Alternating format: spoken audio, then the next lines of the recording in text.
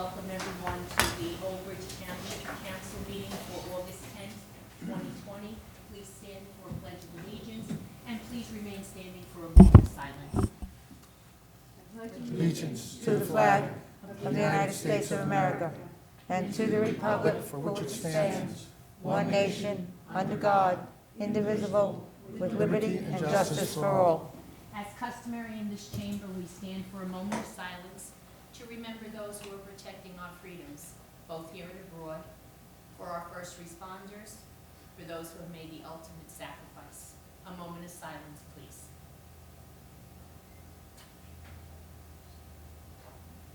Our prayer, Mr. Paschetti. Dear Lord, bless thy servants in the ministry of public affairs who serve thee in this chamber. Give us quiet minds and hearts that we may hear thy voice. Help us to know when to speak, when to be silent. Give us strength to oppose the wrong and uphold the right. And grant that we have a good conscience and soul at peace with thee and one another. Amen. Amen. Thank you. Everyone, please be seated.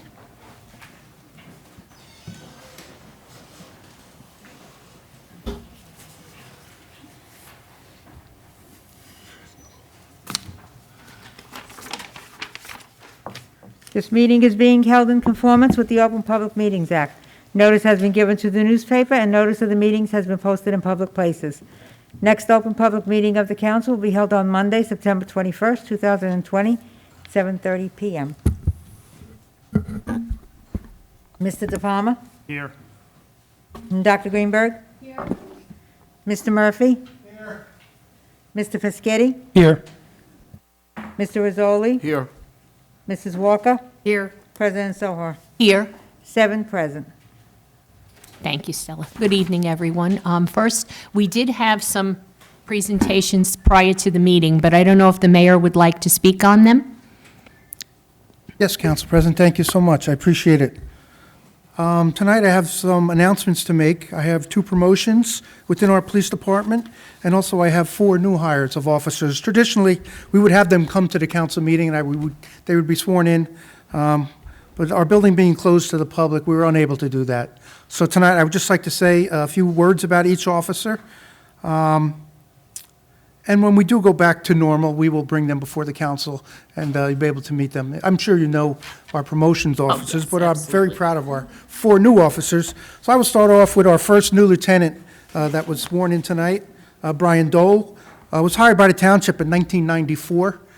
Brian served in the Coast Guard. He started his career with us as in the Patrol Bureau. Obviously, he was a patrolman, worked his way up to the Detective Bureau. He was promoted to the rank of sergeant in 2012. At that time, in 2019, you may know Brian, he was put in command of our Traffic and Safety Bureau, so I'm sure a lot of the council had conversations with him.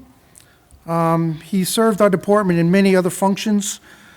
I would like to say that Brian has received many awards and commendations from the department over the years, along with a number of letters of appreciation from the public and residents of our town for his professionalism while he was acting as an officer. So I was already very proud to promote Brian tonight to the rank of lieutenant, and I know he will continue to be an asset to our department and serve us well. Congratulations. Our second officer tonight was Timothy Snee. Timothy came on board in 2005. He went to the Monmouth County Police Academy, returned to the Old Bridge as a patrol officer. He worked for the Corrections Department prior to coming to Old Bridge. Over the years, Tim has performed as an officer in various capacities. He's one of our range officers, a field training officer, emergency communications officer, just to name a few of the functions that he serves here in town. He is currently a member of the Middlesex County Prosecutors Special Operations Team. He also was accepted to the Federal Bureau of Investigation, New York's Division, Special Weapons and Tactics School. He was assigned to the Detective Bureau in 2018, where he remained as a detective until his promotion to acting sergeant April 1st of this year. And again, throughout his career with the department, Tim has received numerous letters of appreciation and awards and citations from the department and the public. And I'm confident that Timmy will continue to serve our community with professionalism, dedication, and it was an honor with him and his family to promote him to the rank of sergeant. So, Timothy, thank you.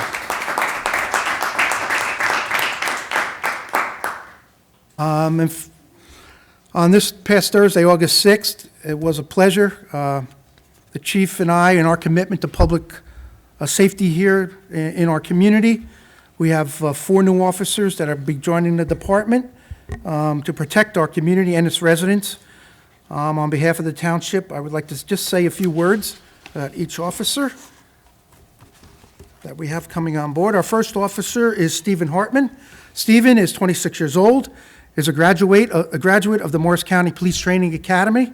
Stephen was honorably discharged from the United States Marine Corps, where he served from 2014 through 2018.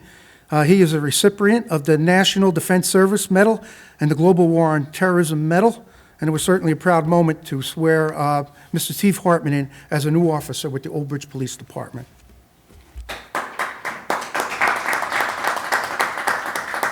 Our next officer, new officer, is Timothy Funk, 27 years old. He comes to Old Bridge through our alternate route process. Prior to being sworn in, Timmy was a special law enforcement officer, Class 2, and dispatcher with the Rumson Police Department. Timothy received an associate's in science degree from Brookdale College and recently received his Bachelor of Science degree in criminal justice from New Jersey City University. We welcome Timothy Funk as an officer to the Old Bridge Police Department. Our next officer is Nicholas Perrone. Nicholas is 22 years old. Nick recently resigned his position with the Township of Old Bridge as a special law enforcement to begin his career as a Old Bridge police officer. He holds an associate's degree in science and criminal justice from Brookdale.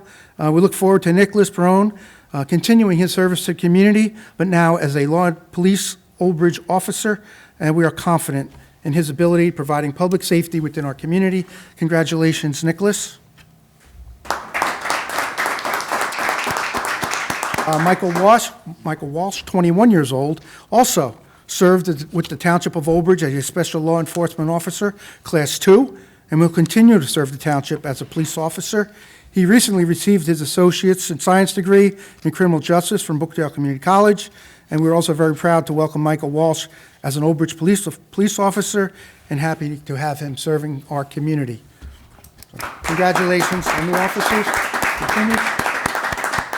And just one more promotion I'd like to make. Today is my grandson's Joey's birthday. He turned 5 years old. So he promoted to kindergarten. And I think it was the last council meeting I missed. So it was exactly this time 5 years ago where Joey came into this world, the greatest gift from God I've ever been given. So thank you. Thank you, everyone. Right. Madam President, I just want to check the phone lines. Yes. Councilman Merwin, are you on the line with us this evening? Now in the conference. Yes. Oh, okay, thank you, Mr. Merwin. Councilwoman Brown, are you on the line with us? Yes, I am. Thank you, Adina, thank you. Thank you.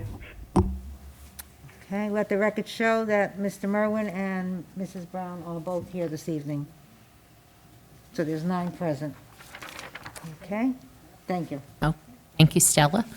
All right, next will be approval of minutes, combined meeting, June 15th, 2020. Do I have a motion? Move it. Second. Okay, moved by Dr. Greenberg Belli, second by Mr. Rizzoli. Mrs. Brown? Yes. Mr. De Palma? Yes. Dr. Greenberg? Yes. Mr. Merwin?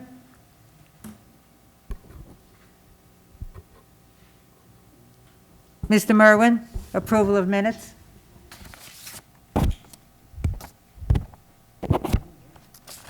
Mr. Murphy? Yes. Mr. Fischetti? Yes. Mr. Rizzoli? Yes. Mrs. Walker? Yes. President Soha? Yes. 8 yes. Okay, next will be bill listing, Mrs. Walker. Accounts payable, August 10, 2020, $4,214,433.47. Do I have a motion? Moved by Mr. Rizzoli, second by Dr. Greenberg Belli. Mrs. Brown? Yes. Mr. De Palma? Yes. Dr. Greenberg? Yes. Mr. Merwin? Mr. Murphy? Yes. Mr. Viscetti? Yes. Mr. Rizzoli? Yes. Mrs. Walker? Yes. President Sohar? Yes. 8 yes. Payroll, July 31st, 2020, $827,365.52. Do I have a motion? Move it.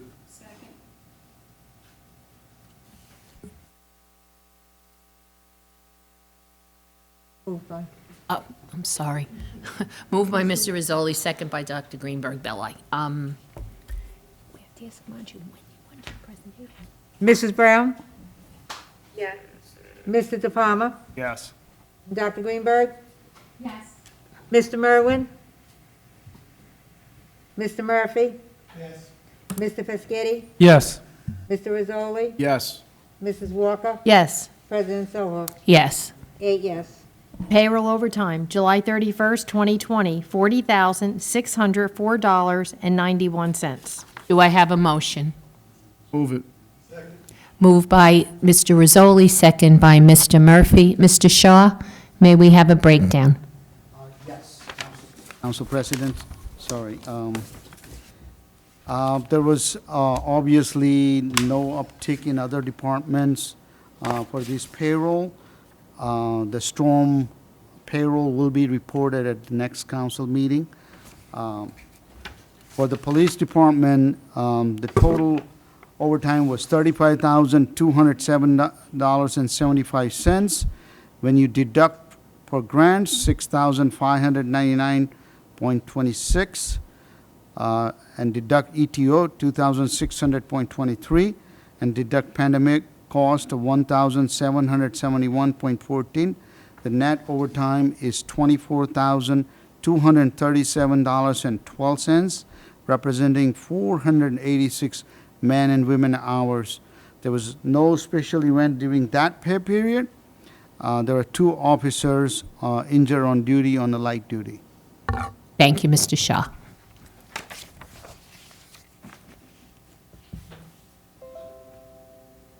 Mrs. Brown? Yes. Mr. De Palma?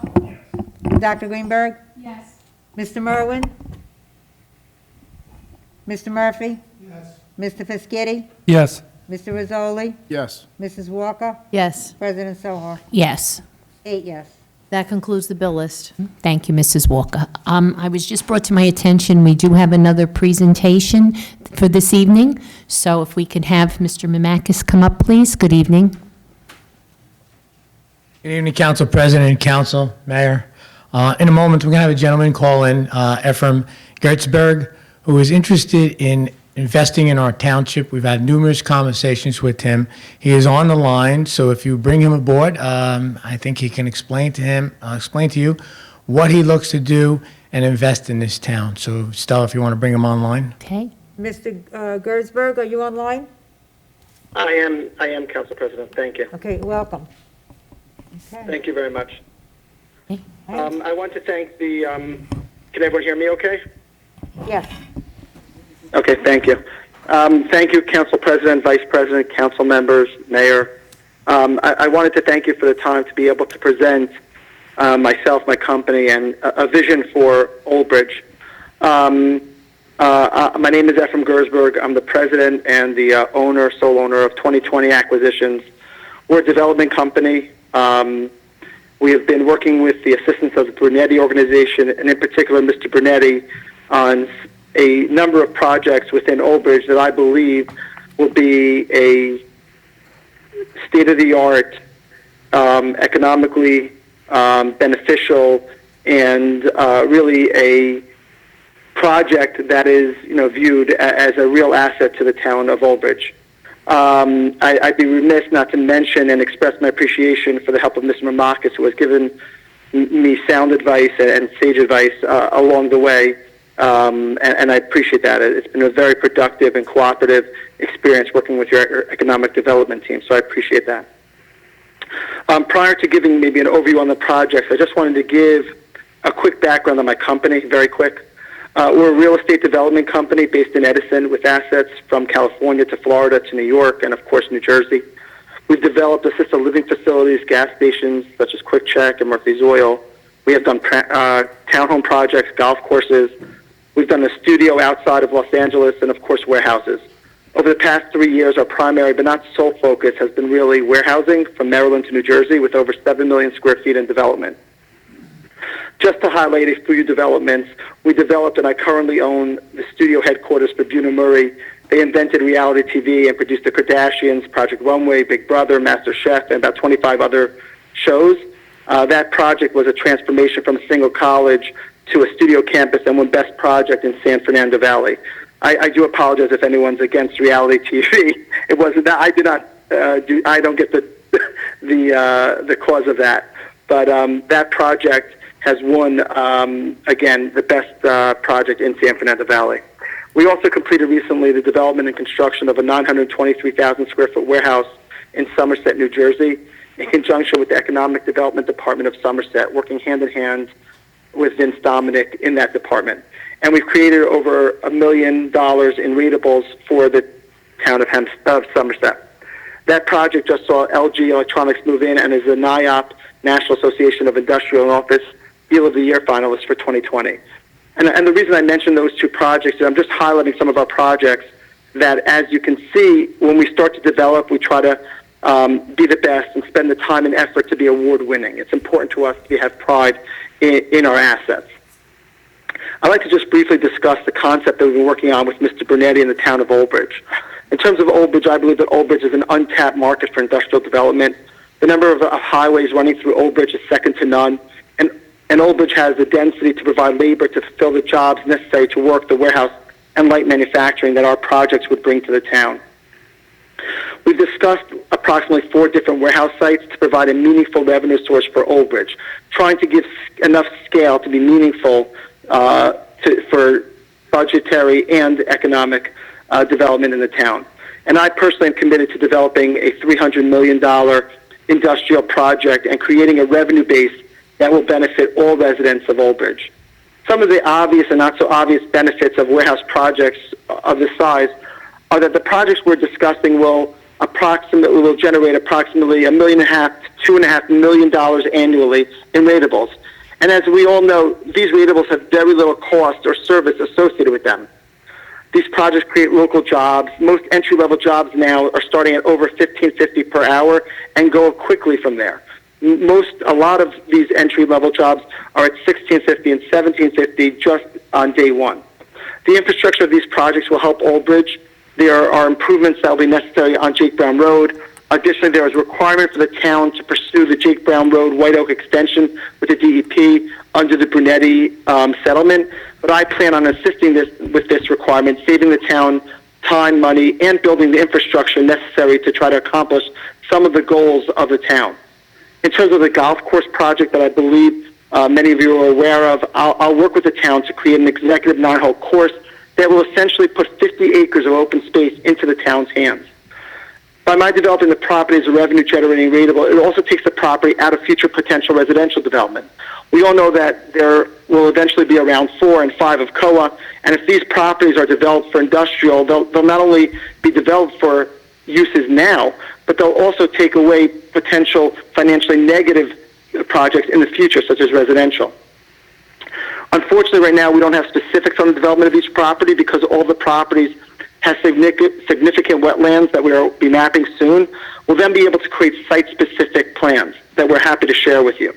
Therefore, I apologize in advance if I don't have all the answers to any site-specific questions, but I'm happy to answer as many questions as I can, and I apologize for talking so much straight and not being able to see everyone's faces.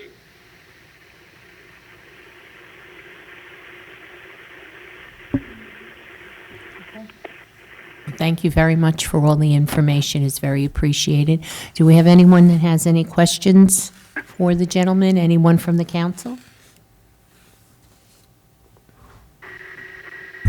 So the project encompasses, hi, Dr. Anita Greenberg Belli. Councilwoman at Large. Thank you for your presentation and the desire to invest in Old Bridge.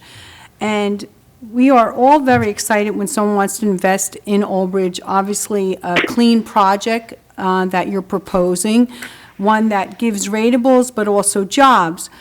But I can tell you, every resident also is very, who lives here wants to preserve the aesthetics of the town also. That's very important to anyone who lives in a community. When you live there, it's not only, you know, as far as a job, this is like a bedroom community. A lot of people travel, commute to their jobs, but it is important to have a base here so people can come and have, you know, an income with work available to them. But at the same time, we do like to keep the aesthetics of the town. And yes, we do have Route 34, 35, 18, and 9 coming through the town, and it is a very favorable location. So with that said, when you drive through, and I've driven through many other towns, you just don't want to see warehouses. And I understand the position where you're placing these, they're not one on top of each other, and you do have a lot of buffers. When really, if you're driving on the road, you won't even see these facilities. And that's a very, very good thing to do. Some of the things that we all are concerned about is the natural wildlife in the area, our water aquifers. And so then when you talk about the golf course, you said that you built some golf courses. Could you tell me the names of them and where they were? I got everything except for the last comment about the golf course. Can you repeat just the last question on the golf course, and then I'll address That's what you okay. talked about. It's So sometimes hard to hear. You're very distant from the phone, but I heard everything except for the last part about the golf course. This is very difficult, and it's very uncomfortable for us all. We would love to meet you personally. So you mentioned about golf courses, and that you built golf courses before. So I'm just curious, where were the golf courses, and were they executive courses, or are they 18-hole golf courses also? Right, okay. Sure. So first, a few things that I think you articulated much better than I could have ever, and that is one of the benefits of this project is that you don't have, you know, you're not having Edison Raritan Center where you, I don't know if you're familiar with it, but you warehouse on warehouse on warehouse on warehouse, and it's almost like a section. The beauty of kind of this project is that they're very separated. I happen to believe a lot in buffering. That's with berming and then vegetation on top, and eventually I'll be able to show you some pictures of jobs that we've done and that we are doing, where we're doing heavy vegetation on top of significant berming so that you don't see, and the sight lines are that you don't even see any warehouses. And the beauty of this project is they are offset off of the highways. So you really don't see a lot of it, and where we are visible, we will be buffering. That was point one that I thought you made very well, that this is not totally near each other. In terms of the golf course, what we are talking about is approximately 50 acres of an executive 9-hole golf course that hopefully will be revenue generating for the town, as well as preserving that. And that would be essentially half of the current golf course that is over there right now. It would be, if you're facing the back to Route 9 to the golf course, it would be the right side toward the Jake Brown Road side, and that's what we're talking about. And additionally, I just want to mention is that I believe also to be environmentally friendly. In Edison, you know, I'm doing things that on project there that I'm trying to help with the Middlesex Water County with some of their issues, and so I believe in bringing back an infrastructure and environmentally being sound and responsible. I just want to mention that as well.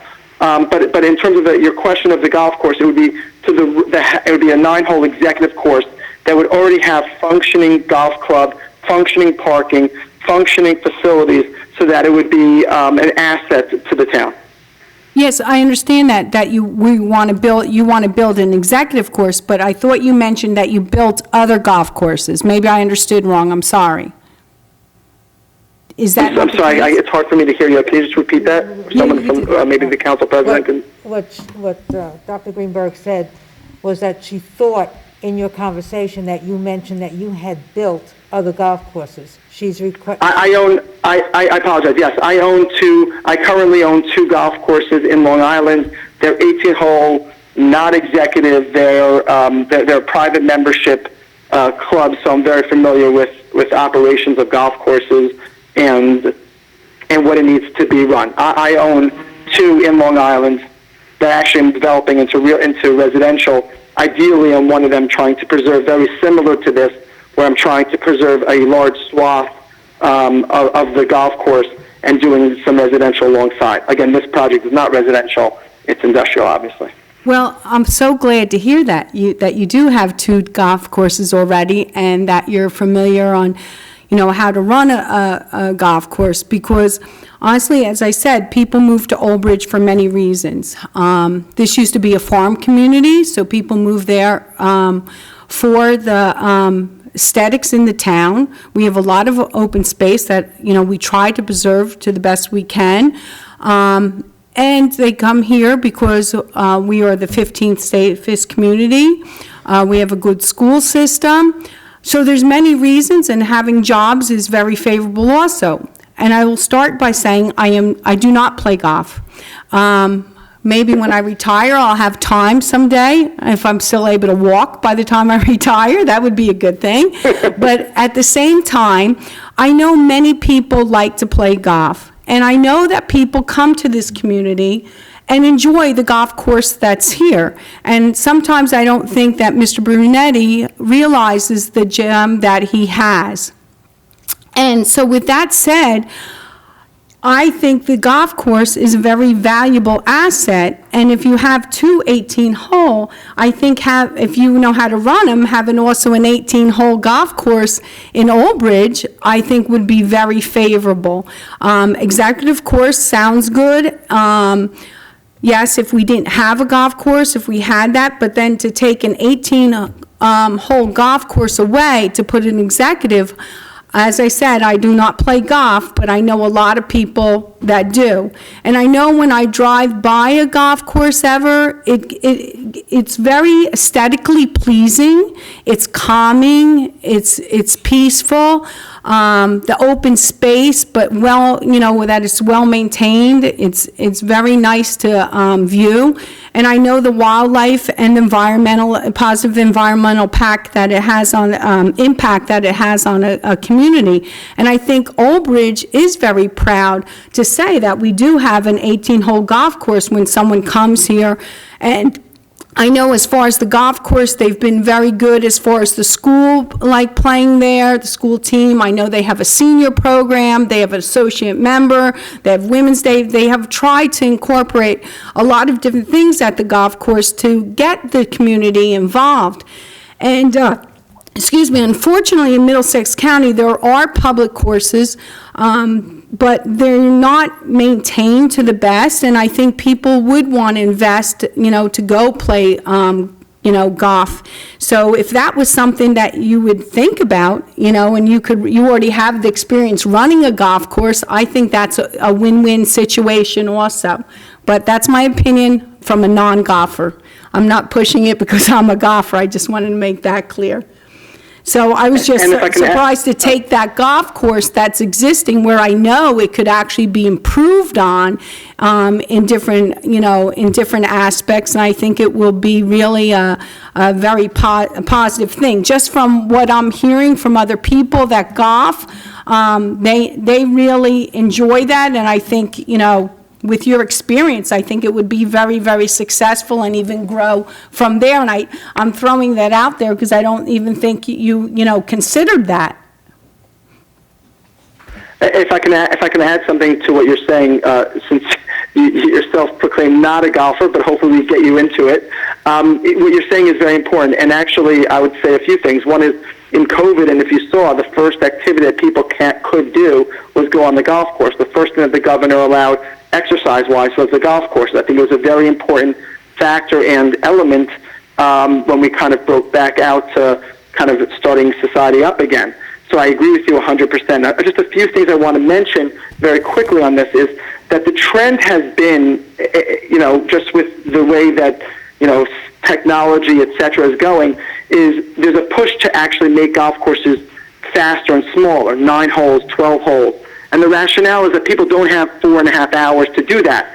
So, in fact, a lot of the trend has been, and I'll tell you, for me personally, I like playing 9 holes 10 times more than 18 holes because I don't have 4.5 hours in my day, to do this. Plus, getting there, and my wife's understanding, but not that understanding.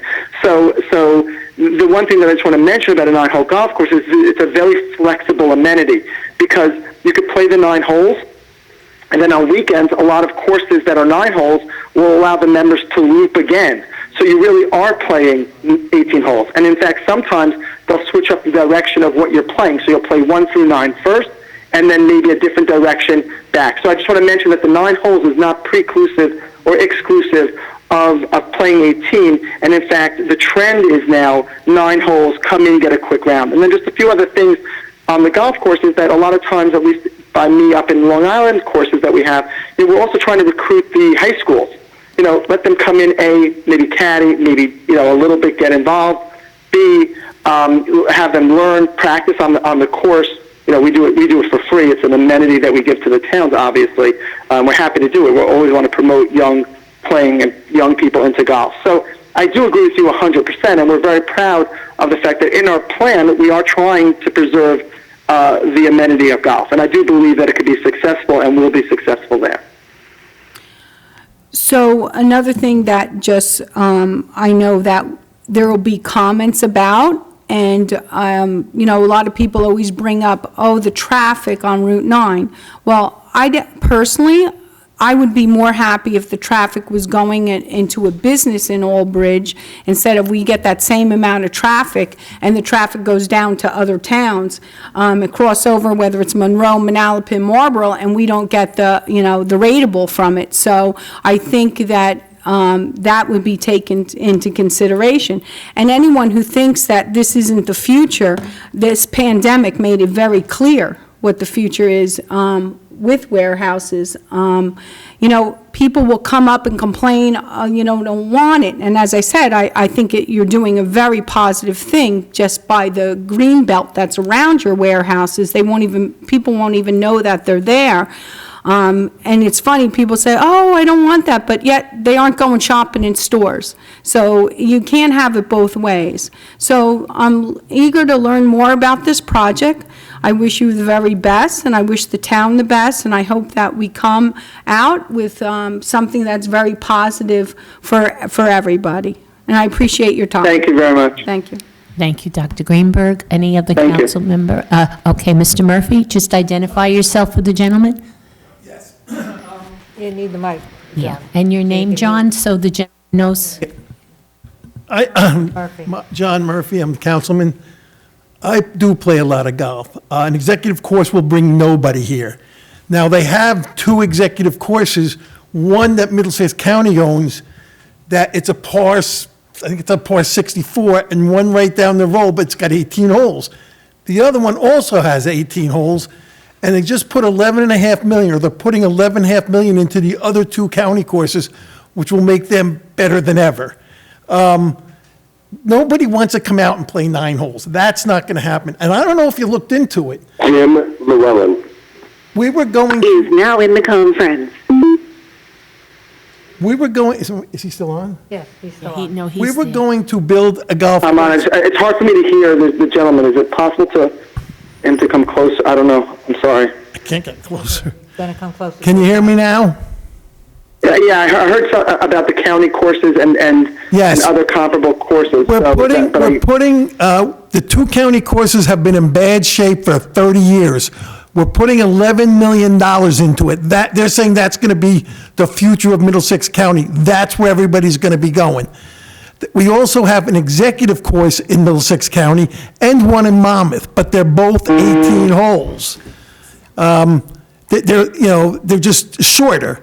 Nobody wants to play that. And the thing that was on the horizon were 2, Jack Nicklaus wants to have 2 sevens, and wants 14 holes. That's what they're trying to do, but I don't think the golfers are going to go for it. When I play, in 2 different leagues, most of these people go out and play 36 holes. So they're not going to come here. And the other thing is, Old Bridge was trying to build a golf course. They found out that they couldn't because they couldn't afford the water. You are sitting on a lot of wetland over there. I don't even know if it's going to be possible if you can do it. But you're not going to bring people here to play a 9-hole golf course. I just want to let you know that. Thank you. Okay. Anyone else from the council wish to be heard? Mrs. Walker? Debbie Walker, Councilwoman. I just had some questions about the golf course. Can you hear me? Very far away. I just wanted to ask about I know you don't know the location, you said, because you don't have the DEP, the wetlands information yet. Right now, are you currently, Debbie, 1 minute. Who's ever on the conference call, please put your phones on mute, because there seems to be some feedback up here. Thank you. Okay, Mrs. Walker, I'm sorry, go ahead. okay, have you heard anything I said so far? Is he still on, Stella? Is he on? He's still on, he can hear you. I'm on it. Again, if she could just either speak up or you could repeat the question, because it's just... Okay, is that better? Yes. Okay. I know you don't know the locations yet, because you said you don't have the wetland information. Currently, is your proposal to put the warehouse where the clubhouse is right now? Is that my understanding?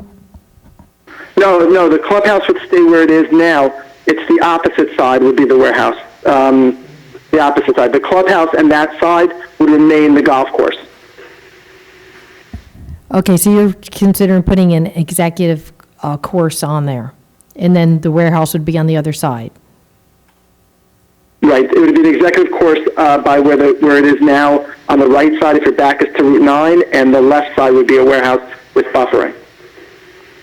Okay, I agree that the warehouses are better than the housing that has been forced on us, but I don't think that the executive course would do very well. A lot of people that like to play golf don't will enjoy playing an executive course. That's my only problem with it.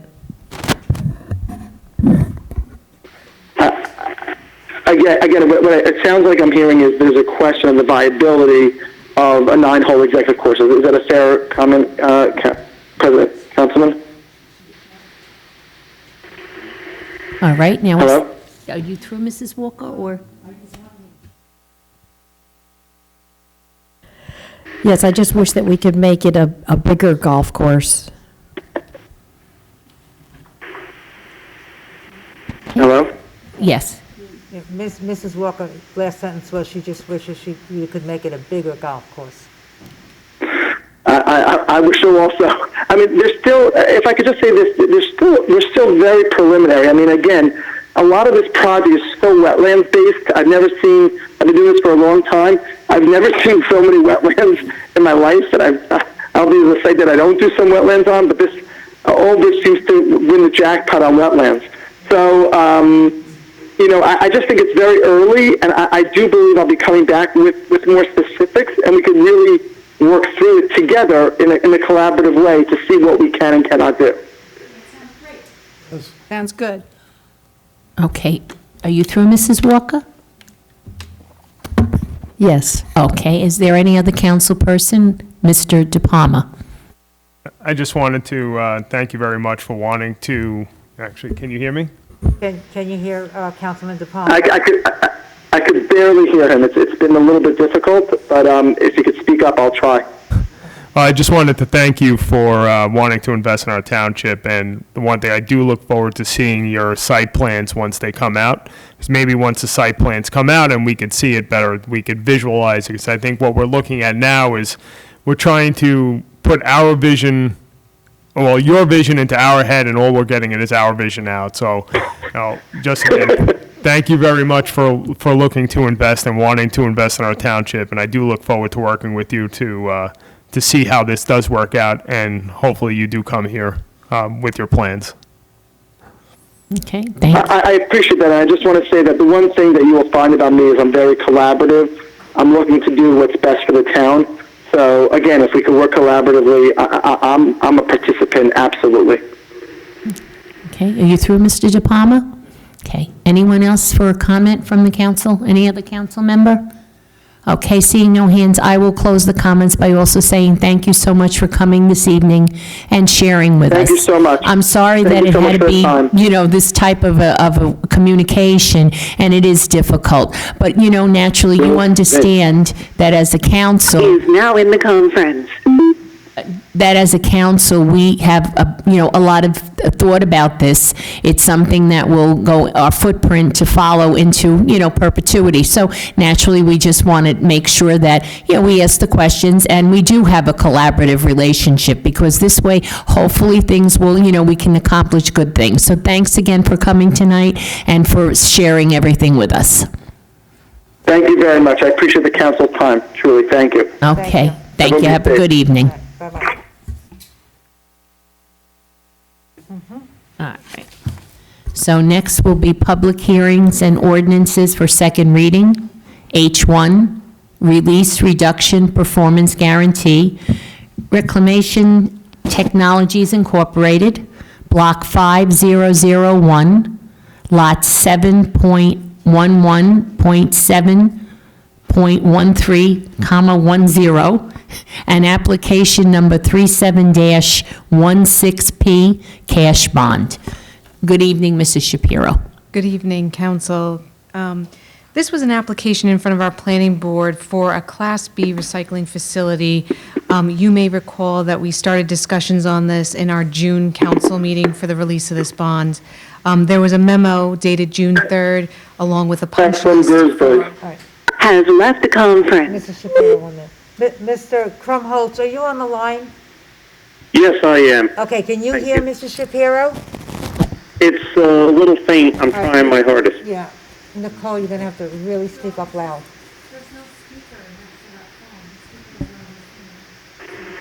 Oh, okay. All right.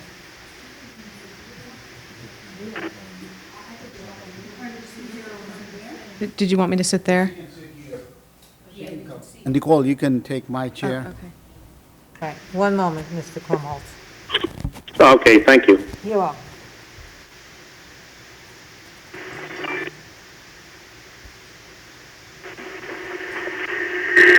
Thank you, sorry. This application was in front of our planning board Can you hear for... her Yes. Yeah. Okay. For a Class B recycling center that's located on Bordentown Avenue, just east of Cheesequake Road. You may recall that in our June meeting, I was in front of council through Zoom for the release of, for the request that was for the release of this bond. In that June 3rd memo that I had issued to council, there was a punch list associated with that of numerous amount of items that I had asked the applicant to take care of before I could recommend release of that bond. I'm happy to say that today, and as per my August 6, 2020 memorandum, that the applicant had completed every item on that June 3rd punch list, and I do recommend release of the performance guarantee. There was a $600,000 performance guarantee that was posted. Typically, some of it is in bond and cash portion. In this case, all of it was in cash, so I do recommend the release of this. Again, every item was completed on our punch list. Thank you, Mrs. Shapiro. We do have to open it up to the public, so we will now open this up to the public for this bond release only. Yep, no, that's fine, take your time, but it's for anyone out in the public who wishes to be heard on this bond release only. Now is the time to call. 2107.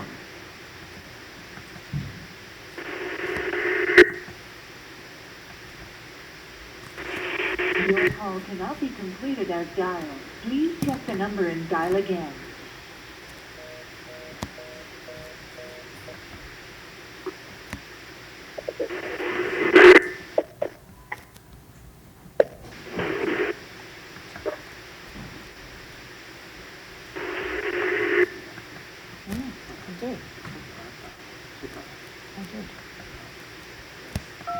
Agent logged off.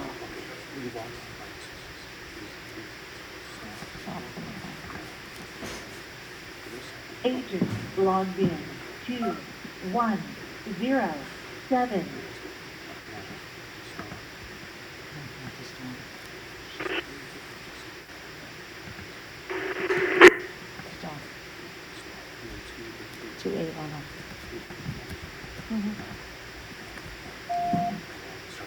Feature code 10 activated. Let's give it a couple of seconds for them to call in.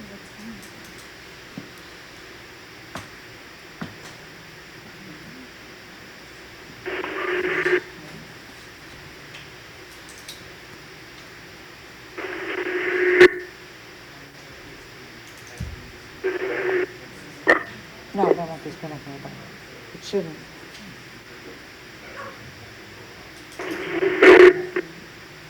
Yeah, I think it's. All right. So seeing that we've had no calls on the bond release, I will close the public portion and now go to council. Does anyone have a question about this release? And if not, can I take a motion? Move it.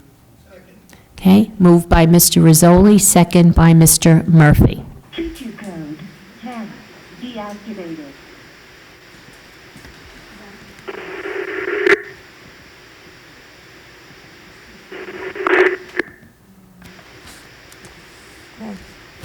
Logged off. Mrs. Brown? Mrs. Brown, are you still on the line? Mrs. De Palma? Yes. And Dr. Greenberg? Yes. Mr. Merwin? Mr. Murphy? Mr. Piscitty? Yes. Mr. Rizzoli? Yes. Mrs. Walker? Yes. President Silver? Yes. 7 yes. Okay, thank you, Mrs. Shapiro. Mr. Krumholtz, it was 7 yes in your favor for release. Okay, All right, thank you very much. all right, thank you. Thank you, Mr. Krumholtz. Good night. Have a good Good night. evening. Thank you. Scott Krumholtz. Has left the conference. Next will be, Llewellyn. Has left the conference. good? Okay. Next will be preliminary public comments to council, subject to the following conditions and restrictions. During the preliminary public portion of the meeting, any person may address the Township Council on any subject matters for a maximum period of 5 minutes. Comments during the preliminary public comment portion of the meeting shall not encompass second reading ordinances or any other matter for which comment or a public hearing is to occur at the meeting. Bill Vince. Has left the conference. Feature code 10 activated. Okay, so anyone in the public wishing to comment may do so now.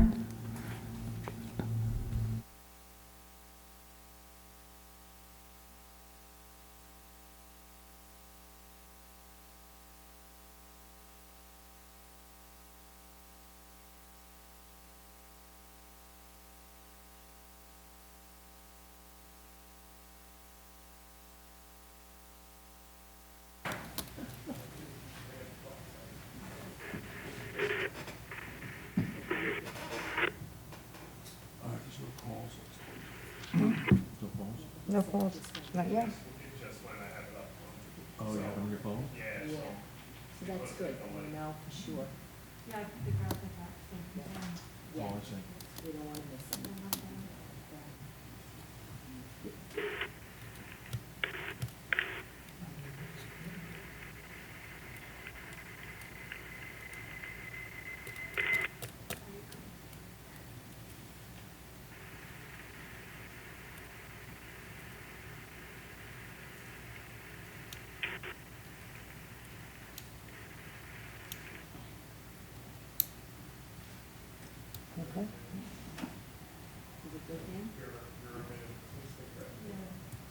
Okay, seeing that no one has called in, then we will now close the public portion, and we will now go to council member comments.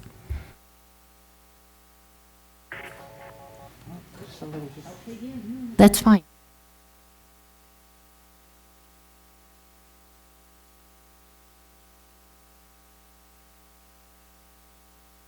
Oh, Michael Bell, hello, welcome to the Old Bridge Township Council meeting. Do you have a comment for the council? Yeah, the name is Robert Bell. Michael's my father. Oh, okay, came up Michael, Robert. Okay. No problem. Is this a public, This- is this a forum for any comments or simply on the matter that was just discussed? No, this is, Any comments? Okay, I just really quick, I know that, first off, my name is Rob Bell. I've lived in Old Bridge my entire life. Rob, can we have your address just for the record, please? Yeah, 43 Piedmont Drive. Thank you. And I wanted to discuss, even though I'm sure that I know it's been discussed amongst the council people, the protest that was held in early June that seemed to have been propped up, sponsored by Superintendent David Cittadino. And really, I know that some of this has probably already been discussed, and I might even be a little bit late to the party. I just wanted to voice my concerns with all of that, particularly because he did it during a time in which Governor Murphy had instituted a lockdown order during the middle of a pandemic.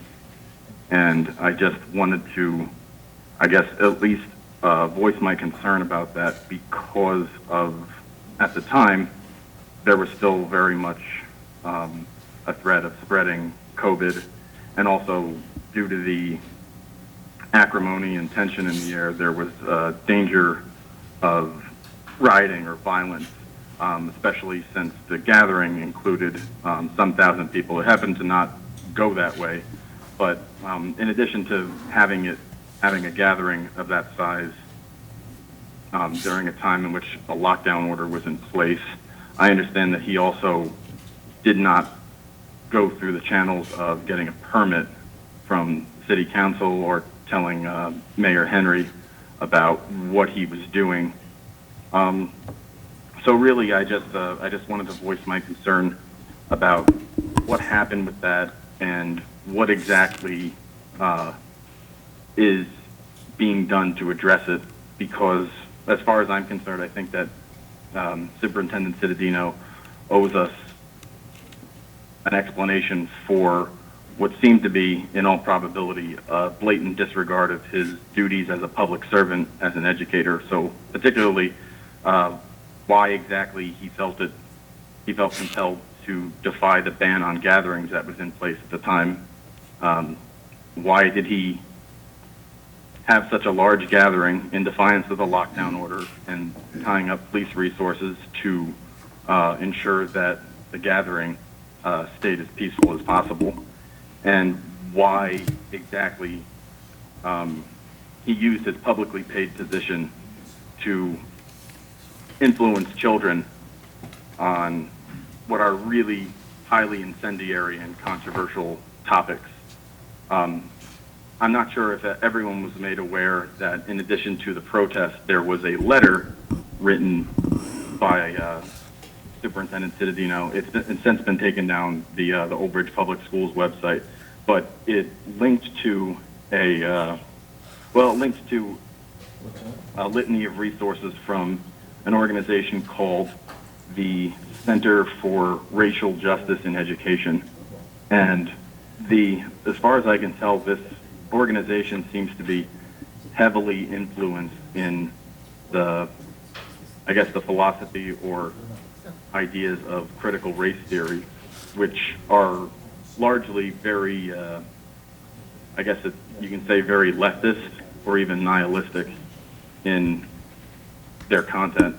And I just feel that due to the troubling and incendiary nature of the literature that he links to in his letter, plus his disregard of public safety by having such a large gathering in defiance of a lockdown order, that he owes the citizens of Old Bridge and probably everyone on the council an explanation for why he behaved as he did. But yeah, that's really all I have to say about that. I understand that some of this may be redundant, so I don't want anyone to. I apologize if anything has already been discussed at a meeting, or if I'm even on the same page as many members of the council. I just wanted to voice my concern, and I can leave it at that. Thank you. Okay. Thank you very much. Have a. So, was there anyone else, Stella? Okay, so seeing there is no other calls from the public, I will close the public portion, and now we will go to council member comments.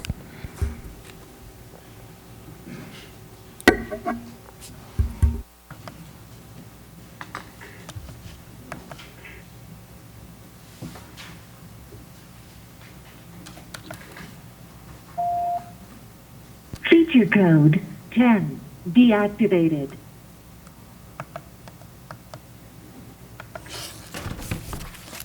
Agent logged off. Which way do you want me to start? Alphabetically, or? You could do what? Alphabetically? Yeah. Mrs. Brown, I don't know if you're still on the line. If you are, do you have any council comments for us this evening? Hi. Not at this time. Well, actually, I do. Just in relation to the last caller. I actually, from what I could see, Mr. Cittadino didn't really want to be involved with the student rally, and he didn't. I don't know where he got the information that the superintendent was coaxed to do that. So I was just curious. Either way, I was just wondering where he got that information. So, either way, that's kind of my only comment or question. Thank you. Oh, okay, thank you. Okay, we'll take, Mr. Murphy, you want to go? Council comments? Any council comments? Okay. Mr. De Palma? I just wanted to publicly thank Kyle and the Public Works Department for all the great work that they did during the storm. I saw them out there chopping up tons of trees in my ward, and I know all over town, so I just wanted to make sure that they were publicly thanked for all their quick work. I mean, I know that there was, in my ward, there was one call in within 25 minutes. They were out there cutting that tree up. So I wanted to thank you all very much.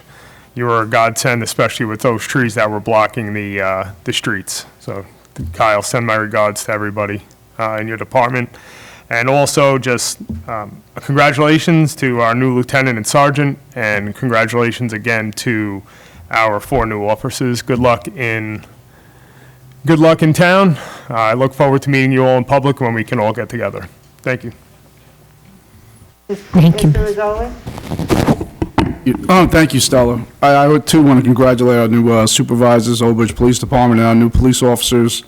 You have a lot to be proud of. Not everyone can cut it in the police academy. It takes a lot of work and dedication, and it's a big achievement when you're handed that PTC certificate. Don't anyone let you people thumb you down anyway, whether it's on social media or in the public. You earned that. You earned your certificate. You earned your badge, and you have a lot to be proud of. And I'm proud to continue representing this administration, this community, how we put public safety at the forefront. Okay? Public safety is the foundation of all communities. That's why people are moving to Old Bridge. We're the 15th safest in the nation. Okay, we're not defunding or laying police officers off with all the rumor mongering going on.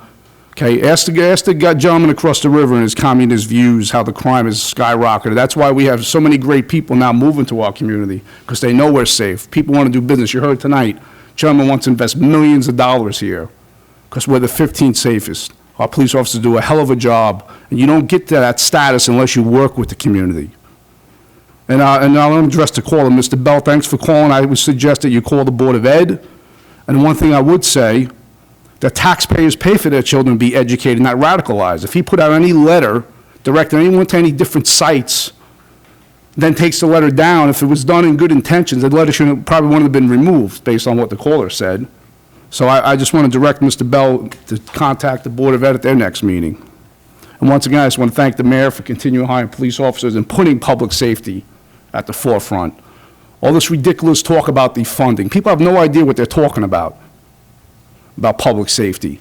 Not everybody can do that job with law enforcement every day. I suggest people need to start talking to their children, Because what I see on video is people getting into the faces of police officers on a daily basis, spitting at them and doing everything else. And people are using extreme restraint from what I'm seeing, and they have a lot to be commended for, especially in our Old Bridge community. I don't know anyone in this town that doesn't feel safe. Thank you. Thank you. Mrs. Walker? Stella? Uh, I know that you're going in alphabetical order, so, oh, sorry. Sorry about that. Adina, I had the TV on too. I know that you're going in alphabetical order, so I guess when you're done, I just had another question or comment. Okay. Mrs. Walker? I just want to thank Kyle and Public Works. You did an amazing job during this storm, taking all the trees down. I saw you all over town. And also, I want to congratulate our newly promoted police officers, our new police officers. Thank you so much. Mr. Biscotti, I'm sorry I passed you up. I apologize. That's okay, thank you. Okay. Yeah, I too want to congratulate the new officers and the promotions tonight. And I want to congratulate the mayor and the business administrator for doing a really good job with our town. And Kyle, as you as well, all the department heads doing a great job. And I want to just echo Councilman Rizzoli's comments about the police.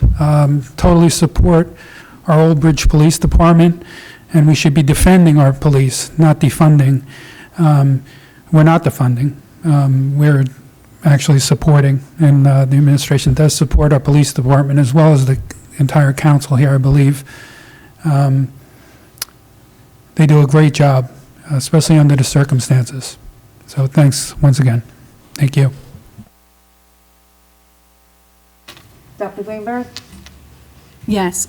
First of all, I want to talk about the primary, as I've talked about it before. The primary was supposed to be in June. That's when it usually is held, and because of the pandemic, it was moved to July. I find it very disconcerting that we just found out the results of the primary. So there was an extension was requested of the extension, and we just finally found out the results. We are not a third world country. We should be able to do better than this. You should take pride in voting, and elections have consequences, and they're very serious, and your vote has a meaning, whoever you vote for. But the way they did this primary, where it was vote by mail, everyone knows the boondoggle. Everyone got, initially I explained it before, wrong ballots, whether you're in a different district, you got that ballot. Democrats were getting Republican ballots, Republicans were getting Democrats. It is a disgrace. Then to go around to the polling places where there was more contact by doing these provisional ballots, and it would have been so much easier if you had a booth. It would have been less time, less contact. You can go in there, and it could have been disinfected, and the next person, and go on, and you're done in 10 seconds. Instead, the poor poll workers had to explain the same thing every day, every time a person came in, and there was more contact, more confusion. And honestly, the confusing thing to me is that we have an extension of the extension of the extension of the deadline. I want to know the overtime, the cost to this. If you don't know a primary in our own county in a certain amount of times, and who saw those ballots? Who decided which ballots were right and which ballots were valid and which ones were not valid? I don't know. Does anyone in this room know? So really, you question who won this election, or who didn't, or the numbers. I think the numbers, I don't have any trust in them, and that's very sad. This is America. Take the time to vote. Take your voting privilege seriously. But it is going away, and everyone should be in an uproar about this, not just me. When I talk to other people, it's like we've become numb with the pandemic. And we can't do that. We have elections, and elections mean it. People all the time say, oh, I don't want to get involved. This is your life. This is your future, how your town is run, how your community is run, your county, your state. You should be involved. The federal government, you should have concern. But I don't understand how we didn't know that for nearly a month after election, the results of those elections, and no one really knows who they counted and who they didn't. At least when you have a voting booth, you can figure out from the register who signed in, and you can compare it to the machine. You can go to the machine if you're a challenger and get a copy of how many people voted that day and how they voted. This is so wrong for the future of America, and it really should not be done. And everyone should take this seriously, that your vote probably didn't count. Or if it did, we really don't know, do we? But the other thing you should be concerned with is the cost. The cost to that all this overtime in the manner in which they're conducting elections. It is just wrong. It is wrong on so many levels. So I hope it gets cleared up before the next election. Then I would certainly like to thank all the town, from OEM, from the police, from the road department, administration, who was like at the center of the nucleus, directing people what to do. Everyone collaboratively came together. There was organization. And it is very sad that people are stressed to the max, and then in the heat of the summer to be without electricity, air conditioning. There are sick people, there are elderly people without it. And I think in this time, I think the utility companies can do better. This is just terrible that this comes on repeatedly and repeatedly. We learned nothing from Hurricane Sandy, obviously. You can go to other states. The utilities are under the ground. My husband comes from rural Pennsylvania, and he says to me, we had the worst snowstorms. Our electricity never went out. I come to Old Bridge. It's like a regular happening. So I don't understand how the utility companies, when you have new development, you can't start putting the wires underground and conduits. You go other places. Telephone poles kill people. Wire down kill people. Trees down, hitting the lines hurt people. But I will say our road department, just like everyone else voiced here, they responded quickly. It was amazing from how many trees that are down. And that's another thing with JCP&L or PSNG cutting these trees. If you ever see the way they cut these trees, it's ridiculous. New trees shouldn't be able to be built so many feet back. You can have a significant setback.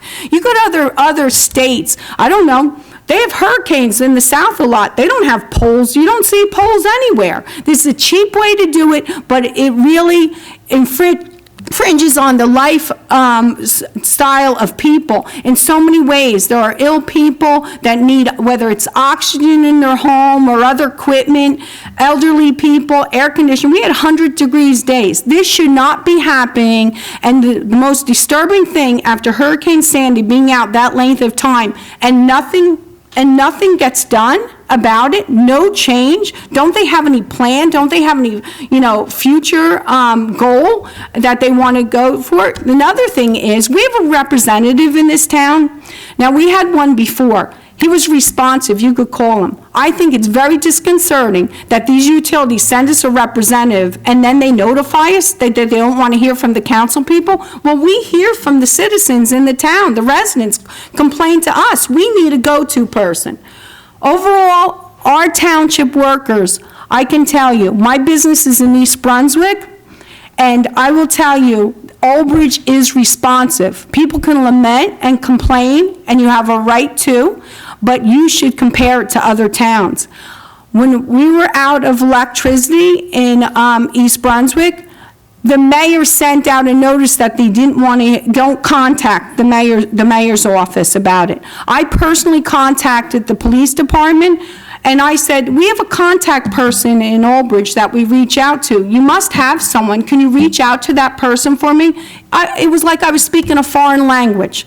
So yes, we all do have complaints at time in town, but on a whole, I will tell you, this town is responsive. And I really have to say thank you to everyone that did, and it all came from the planning before of all the departments getting together and being prepared. You always have to prepare for the worst, and I say you stepped up to it again, and it is unfortunate when the electricity goes out in a time when it's 100 degrees, but the things that Old Bridge can control, they could control, and they were on it contacting these utility programs. So I advise everyone, reach out to the governor and reach out to the BPU and get something done. You know, don't only just call the township number to complain, you can call other numbers too, and they'll be happy to hear from you. And once again, with everyone, I want to thank this administration for always thinking of the safety of this town. I remember before this administration came on, everyone was like talking about the police department. I think this administration has stepped up. I think the police department, I want to thank everyone for the work that they do. Congratulations to the people that were promoted, and also to the newcomers. Welcome to you and your families. Best wishes, and be safe. Thank you.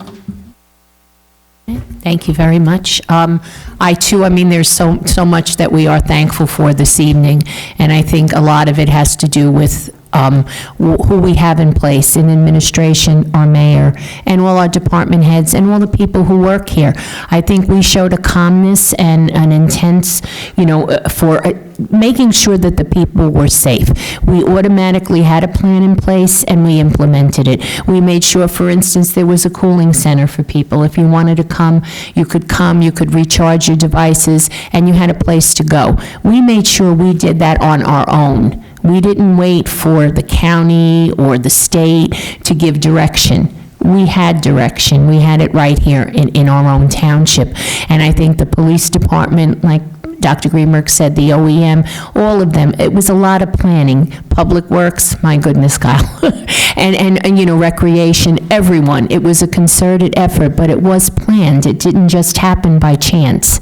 And I think that's really the page that should be taken from our playbook, is that we do have a plan, and we make sure that we follow through on it, putting our residents first and foremost always. And I think for that, I really am very grateful, because I too was without power, and I was alone, and I was so grateful for all the different Code Red updates that we received, and I really did feel there was communication amongst us all, and a really good collaborative effort. And I think that's really important for a community, to know that you have that infrastructure, and that you do have a place to go, and that your safety is so important to us.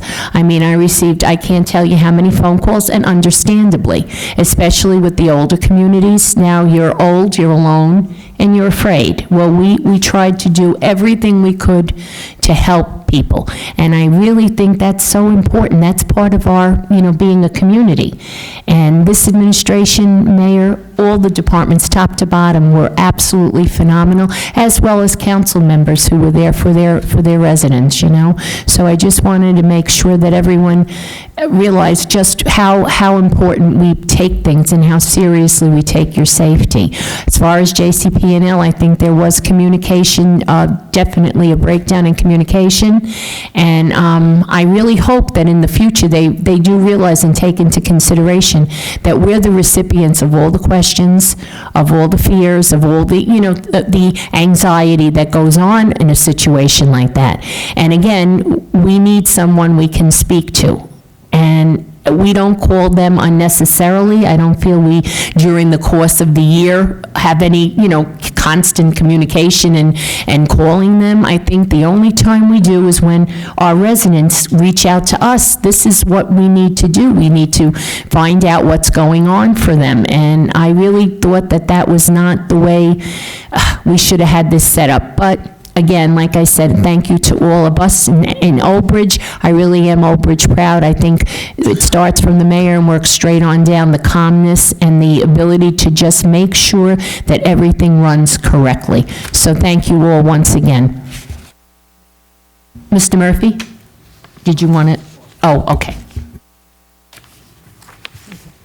Mr. Murphy. All right, first of all, I actually forgot to thank a couple of people that had helped me with certain things. It's all the management people. Kyle, I don't even know how he has time for you guys. I mean, I call him so much, I just think he's working with me, but now I'm hearing it's with everybody. And I want to thank everybody under the mayor. Amachu, Nicole, Matt, Stella. I just think you're all doing a hell of a job. Matt, Steve, I mentioned you? Well, I just did. And anybody else I forgot, you know, but now I agree with what Anita said. When they had that crazy election they were going to do, the primary, they had my people from South Oldbridge voting at Memorial School in Lawrence Harbor. The people from Memorial School were voting here. What is that? I mean, now the people there will not vote. They said they will not vote by mail because then they feel they'll have to vote for mail the rest of their life. And for some reason, the seniors and other people like that day out. And I just feel, is there anything we can do to separate the town from the rest of the election and then have like two separate things? You know, as a council and with the mayor, we can't have the town elections and have them for us, and then of course you'd have to have the other elections separately. But the people are not going to vote by mail.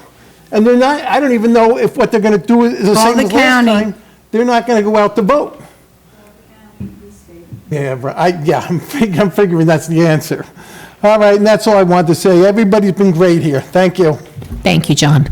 Okay, Mrs. Brown, are you still there? You had said you had a comment? Hi. Yeah, I am. Okay. Can you hear me okay? Yes, we can hear you. Thank you. Okay, good. I have you on so many different places, like on the phone, you're on the TV. So either way, I actually want to second a couple of things that Anita said. Okay. So one about the delay with the voter count, that was, yeah, it was a bit wild. I'll agree with that because I actually had a couple of friends that were running for office in different places, and the time to get the vote response back was, extended. I do understand there's some challenges with what's going on with COVID and everything, so I can imagine it was difficult to work that out under these, quick circumstances. Also, I would also agree with the power response situation and how, initially we were given this very far away time period for when everyone would get their power restored. Thankfully, people got power back a lot sooner than was initially expected, so I'm glad for that. And, I had positive interactions with the people that I spoke to at JCP&L, but, my husband's in the power industry, and he actually, does those kind of things. So he doesn't work for a power company, but he has a company, and so one of the things they work with is backup power. So he actually said he understands quite well why this happens, but, it required the restructuring of the system that, obviously costs a lot. But overall, I did get a positive response from them. I would also like to second something Mary and Anita both said, which is I think sometimes, when responses are slow, constituents might not realize that there's a lot going on in the background. And, I made a lot of calls during last week during the hurricane. I was happy no one got hurt. We had some down branches that were quite large, but overall people actually still had their power, which was amazing. People still had internet, which was super amazing, and so that's it. I just hope everyone can understand that patience is a virtue and that, we do the best that we can, and we call around and we do whatever. And that being said, I just want to thank Kyle, because I too forgot, sorry. I really appreciate Kyle being available, the whole Public Works Department, the police department, that, they came out because people were concerned about wires. So, I apologize that sometimes I don't remember. I thank people a lot on the phone when I'm talking to them or when I see them face to face. But, I know public recognition is also a really great thing. So I just want to say thank you so much for the Public Works Department, Kyle in particular, who kept picking up his phone when I called. and yeah, everybody who works there at the township, Vina, everybody who's just always there and available. So I know Vina didn't have anything to do with the storm, but still, just everybody who works there. And lastly, I just have a question for Hamachu. Can you hear me, Hamachu? Yes, we I can hear you. Yeah? Yeah. Okay, good. Okay. So my question is just, I have some residents over in Brewster Circle, which is like right off of Route 9. I'm not sure if you know where exactly that is, but they're just concerned because there's some surveyors coming around, and I can give you more detail off the line, but I think they're just concerned because the surveyors are scaring them in some ways because they are just like in their backyards and moving all about. You know, I did explain to them that obviously some new building is coming up behind where their development is, and that they have to also resurvey previously surveyed land. But they were just curious what's going to go there and why are the surveyor crew so prominent in their area, because they're in my backyard, they're all over the place, and we want to know what's going on. So if you have the answer to that now, it'd be great. But if you want to answer me, like, we can talk tomorrow, that's fine too. Yeah, give me the information offline, the exact location. I'd rather get that offline, and then I'll get back to you with the response. I'm not sure the location, exact location you're referring to, but I will definitely find out what's going on. Did you hear his response, Adina? Yeah, pretty much most of it, like kind of towards the end. I'm like seriously toggling between like turning it up and then like I want to make sure I don't get feedback. But I heard the end, which is we could talk about it later. Right, he's going to check it for you and get back to you. Please text me Okay, the great. Thank location you. information. Okay, thank you. Bye. Just please text me the location information, and then I'll follow up with you tomorrow. Adina? Yes, I will absolutely. Did you hear him? Yes, He asked thank if you you. would just Yes, I will text him text the him. Yes. information? Okay, thank you. Thank you, Stella. Thank you. Okay, you're Thanks, welcome. Roger. Good night. Okay. All right, that does it, Madam President. Okay, next is report of the clerk. None at this time, thank you. Thank you. Report of the attorney. None at this time, Council President, but I would remind you that we need to do the second reading ordinance when we're done with this portion. Yes, yes. Thank you, Mr. Lozier. Administrative report, Mr. Shaw? Thank you, Council Presidents. The administrative report for August 10, 2020. Item number 1, Tropical Storm Isaias. Public Works responded to 107 reports of trees in the roadway or down on township properties on Tuesday, August 4th and Wednesday, August 5th. The department was able to clear 93 locations with the township staff. This includes the staff in Public Works as well as the Parks Department staff that joined with it at my request to Parks Department, and they assisted and they did a great job. The 4 required township contractor and remaining 10 were cleared by utility companies. The department is currently conducting township-wide brush pickup. Item number 2, Route 34 traffic light signal. Old Bridge Township has been pursuing traffic signal along Route 34 at the Morristown Road/Amboy Road intersection since early 1980s. In early 2000, State of New Jersey finally determined that a signal was warranted at this intersection. As of now, this project has advanced to preliminary design status with the construction forecasted in 5 to 10 years. That's not acceptable at this time. So the administration has contacted state DOT officials as well as our senator and assembly members to expedite the process to install this traffic signal. Item number 3, third quarter tax payment. The third quarter tax collection period concluded today, August 10, 2020. Although township buildings are still closed to the public due to COVID-19 restrictions, the tax office was open and accepting a payment online through our website at the drop box located near the front doors of the Thomas J. English Administration Building, by mail, and through signing up for automatic withdrawal. Item number 4, Saltwater Day. The Saltwater Day has been canceled due to COVID-19. This event is not being rescheduled for 2020. Item number 5, silver lining at Old Bridge. Mayor Owen Henry will kick off National Senior Center Month in September at the Township award-winning George Bush Center Silver Lining at Old Bridge.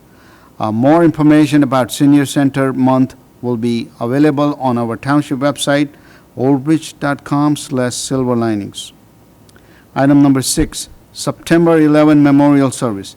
The Township will be holding its annual September 11 Memorial Ceremony following CDC guideline at the Memorial Site at Old Bridge Plaza. This memorial ceremony will be limited to family members of those residents who we are honoring. Item number 7, Old Bridge Day. Old Bridge Day has been canceled due to COVID-19. This event has not been rescheduled for 2020. Council President, along with the mayor and the council members, I want to thank the staff of Public Works and Parks for their quick response in taking care of the storm, the tree falling down, and we tried very hard in dealing with JCP&L, as you all know, in trying to expedite the restoration of the power. That concludes my report, Council President. Okay, thank you. Has any council member a comment on the administrative report? No? Okay. I'll move it. Second. Council President, I'd be remiss if I didn't. Oh, yeah, no, Sorry. Mayor, go right ahead. If I didn't go back to item number 1, and, as Yeah. a lot of things I've said, a lot of nice things, and I thank you for everything that has been said tonight about the administration, but it all goes back to a team effort that started last Friday. I can't thank the people that work for this town enough, starting with dispatch. Everyone's phone call was answered. It took 6 dispatchers to keep up with the volume that day, and I can't remember the last time there was 6 dispatchers in a dispatch room. And every call for service was answered within minutes. Police, those who are familiar with the fire, they were out for hours upon hours on standby. Our EMS, thank God no one was severely injured during the event. OEM, we started working together over the weekend with OEM. As mentioned before, Public Works and Parks and Rec teamed up to put crews out on the street. And also our code was out there making sure people whose service was removed from homes was actually restored rather quickly without having to wait because it is a pretty technical process if the electric is removed from the house. So it was a team effort. And I just wanted to make sure everyone, I publicly and personally thanked everyone for that effort. So thank you, everyone who worked for this town. Thank you.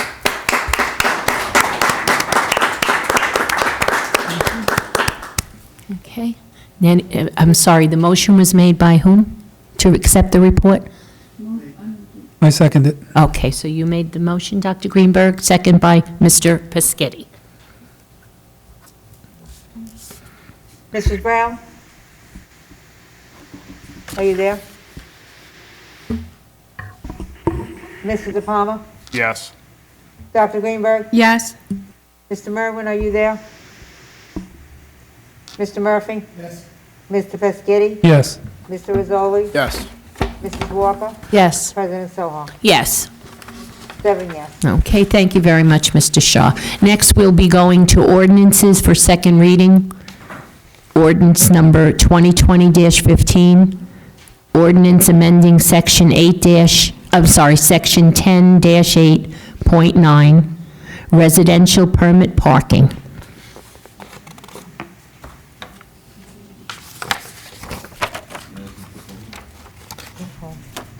Council President, I think that we had discussed at length to afford the residential parking in our beachfront area in Clifford Beach, Lawrence Harbor area due to increased traffic on our great facilities in that area.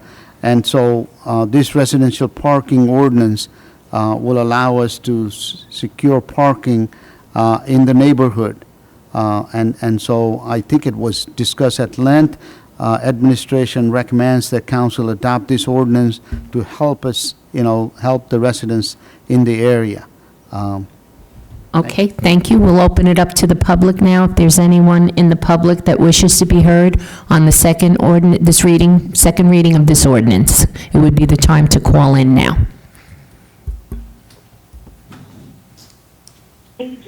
logged in. 2107.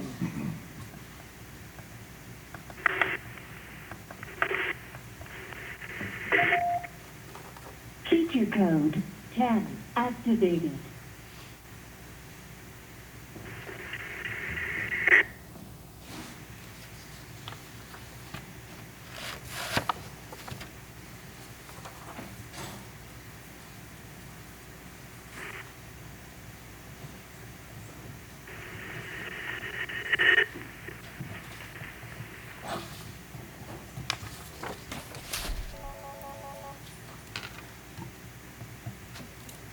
Good evening, Township Council meeting.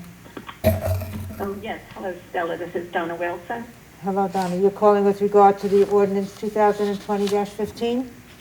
Yes, I am, on the parking in Lawrence Harbor. Okay. Okay, go ahead. Okay, yes. Hello, I'm Donna Wilson. I live at 256 Shoreland Circle in the Lawrence Harbor section of Old Bridge. And Old Bridge is like a bunch of different towns or small cities put together. One end of town is somewhat different than the other. If you haven't been over toward Lawrence Harbor, there's a lot of bungalows, people with 25-foot wide lots, and we don't have driveways. A lot of people don't have driveways, so it's not simply a matter of people don't like others parking in front of their house, but especially on a weekend, it's a matter of perhaps walking 100 yards or even a quarter mile with groceries. Some of us have properties that are a little higher than the street, and with the parking in front of the steps, sometimes you have to climb the retaining wall to get into your own house. A big concern of mine is that people park right up to the corners, like making L's on the edges, and it's difficult even for a passenger vehicle to maneuver the side roads. And I have concerns about an emergency vehicle being able to get down there. Lastly, because of so many people coming in the neighborhood, trash has become a problem. And at the risk of being a little indelicate, we don't have any restrooms for this park. There's one way down at the police substation, but nothing at the Hartman's end. And you can imagine that that's causing a bit of a problem as well. So this is really necessary for the day-to-day well-being of the residents in Lawrence Harbor. So I hope that you will vote for it. Thank you. Thank you, Donna.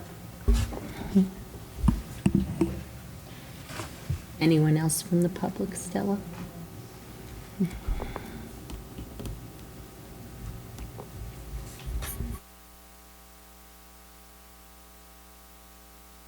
Okay, seeing no one else calling, then we will close the public portion, and I will now ask council, do you have any comments or questions?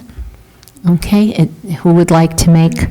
Second. Okay, motion by Dr. Greenberg Belli, second by Mr. Rizzoli. Feature code 10 deactivated.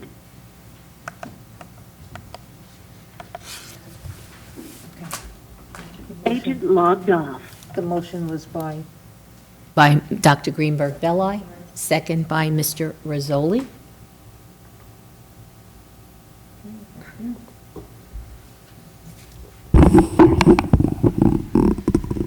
Mrs. Brown, are you there? Mr. De Palma? Yes. Dr. Greenberg? Yes. Mr. Merwin? Mr. Murphy? Yes. Mr. Piscatty? Yes. Mr. Rizzoli? Yes. Mrs. Walker? Yes. President Silva? Yes. 7 yes. Next will be ordinances for first reading. Ordinance number, okay. Would it be 2020-16? 2020-16. Okay. It's usually, yeah. Yeah, okay, so it's ordinance number 2020-16, acceptance of right-of-way dedication to be granted to the Township of Old Bridge for purposes of future road widening along frontage of Lot 1.11, Block 6302 on Poor Farm Road. Move it. Second. Okay, we have a motion by Dr. Greenberg Belli, second by Mr. Rizzoli. This would be to bring it up to second reading. Mr. De Palma? Yes. Dr. Greenberg? Yes. Mr. Murphy? Yes. Mr. Pescetti? Yes. Mr. Rizzoli? Yes. Mrs. Walker? Yes. President Soho? Yes. 7 yes. Okay, next would be ordinance 2020-17, amending Old Bridge Township Code, Chapter 250-55C, entitled Electric Vehicle Charging Station, EVCS's ordinance. Do I have a motion to bring Move it up it. for second reading? Move it. Mr. De Palma made a motion. Second. Second, Mr. Rizzoli.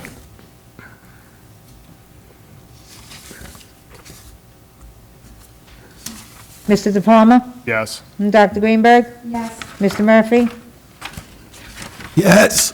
Mr. Pescetti? Yes. Mr. Rizzoli? Yes. Mrs. Walker? Yes. President Soho? Yes. 7 yes. Okay, next will be our consent agenda, and we will, I'll ask for a motion and a second to bring it forward. I'll ask for separations. Second. And then the public can call in on the balance. First, we'll look for that, and then for the separations. Okay, so the motion was made by Mr. Rizzoli, second by Mrs. Walker. Yes. Okay, so now we'll go for separations, please, Stella. Okay. Anybody has any separation? C9. Okay. C9, that's Mrs. Walker, right? Yes, please. Okay. C9. Anybody else? Okay. Okay, Mr. Pescetti. C20. What is it? C20. 20, okay. 20? Okay. Okay. Anyone else? Okay, so I'll take a motion and a second for the balance and then open it up to the public. Move it. Second. Moved by Mr. De Palma, second by Mr. Rizzoli. And now this is the time for the public. If you had any questions on those consent agenda items that were not separated, this would be your time to call and ask your question. Agent logged in 2107.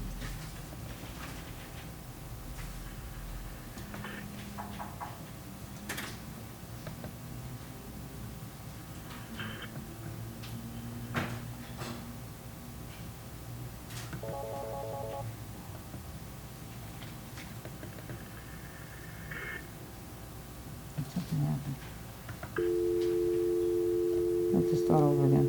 Sorry.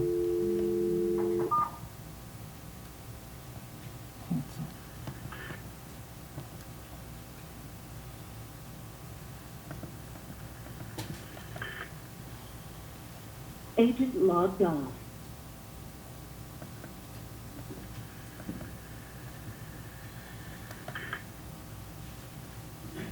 Agent logged in 2107.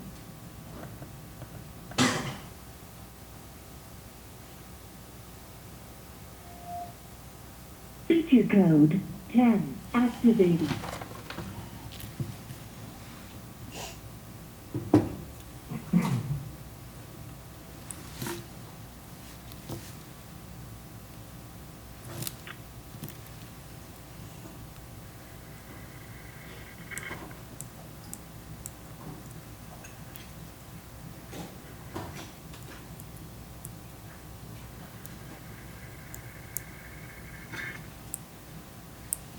I think we're good.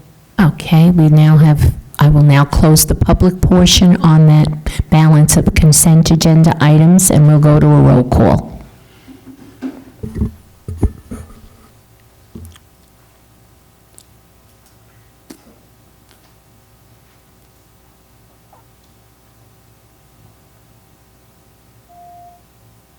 Feature code 10 deactivated.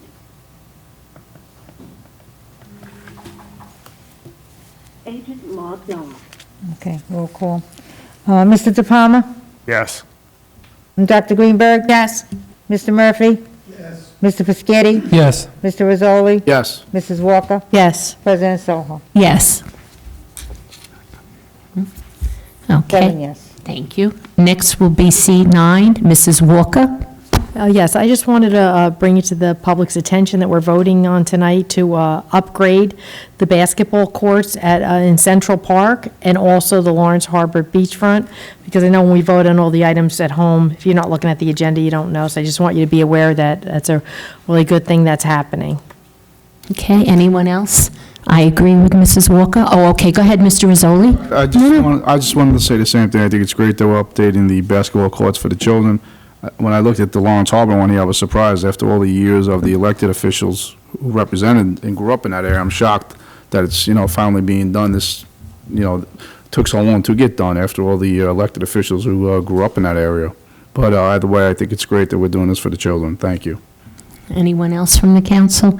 Okay, I do also agree with Mrs. Walker.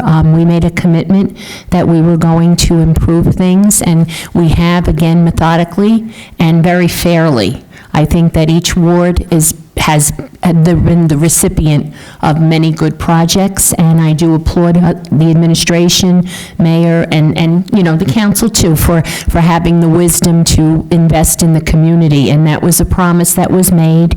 And Central Park is a very beautiful place to live, and I think they're going to be very happy with the improvements, as well as those residents living in Lawrence Harbor. So I think it's been coming, a long time in coming, but we made that commitment and it's here. So thank you very much. We have a motion. And I'll move it. Second.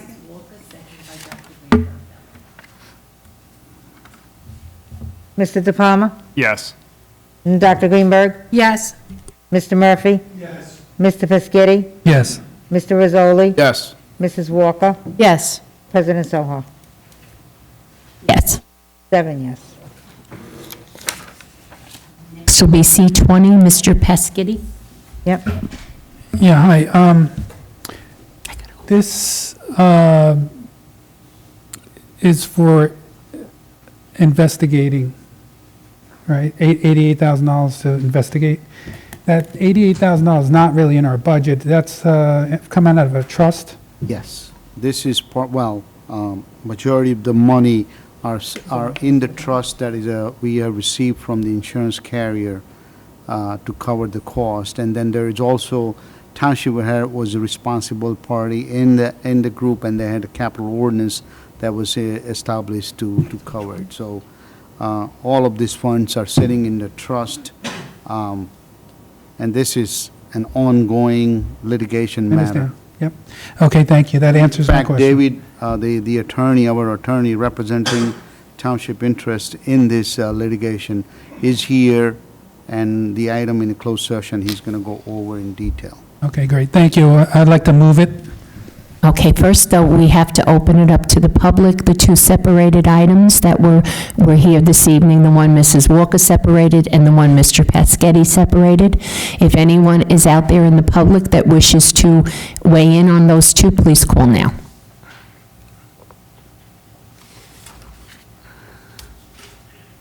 Agent logged in 2107.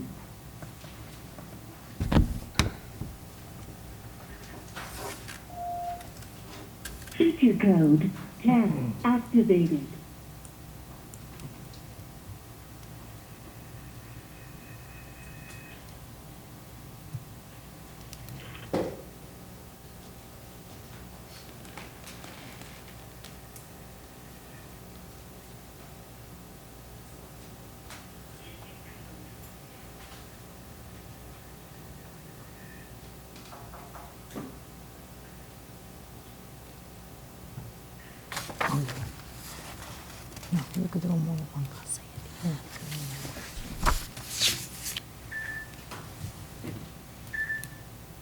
Okay, I think that's good.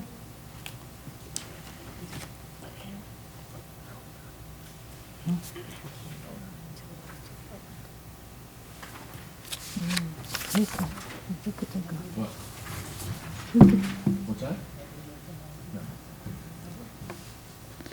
You could take one vote on them. We could take one vote on them.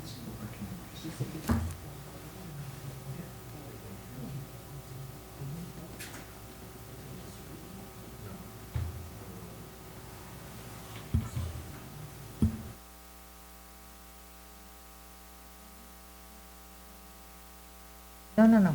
Okay. No. Doing it. She's been doing it. She missed it this time. Okay, we're going to close the public portion now. Yep. Madam Mhm. Secretary. Seeing we have no calls, we'll close the public portion and now go to a vote.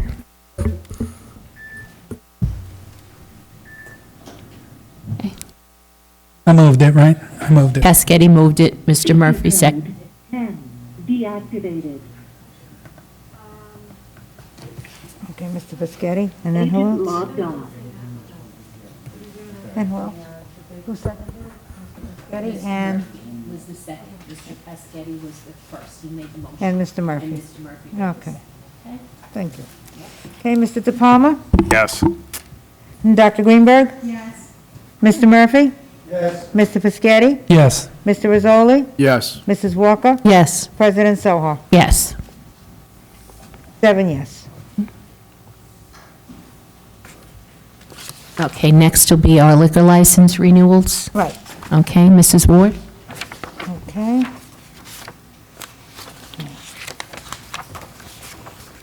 Okay, I don't know if anybody has any separations. Okay, yeah, that was my first question. Did any of the council members have separations on these liquor licenses this evening? No? I'm sorry. Okay. No. Nobody? Okay. All right, they all have everything that they're supposed to, have all the approvals, and they've all signed in with the ABC, paid their fee, paid our fee, so these are all good to go. Okay. I'll make a motion. Second. Okay, moved by Mr. Pescetti, second by Mr. Rizzoli, and now we'll ask for the public. Okay? It's open to the public now. If anyone in the public wishes to be heard on any of these plenary licenses, renewals, this would be the time to call. Agent logged in. 2107.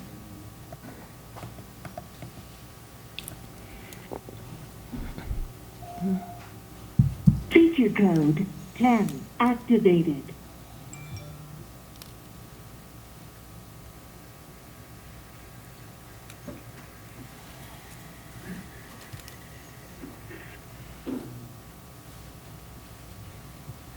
Okay, again, this is the time for the public to call in if you have any questions on our liquor license renewals that are listed here this evening.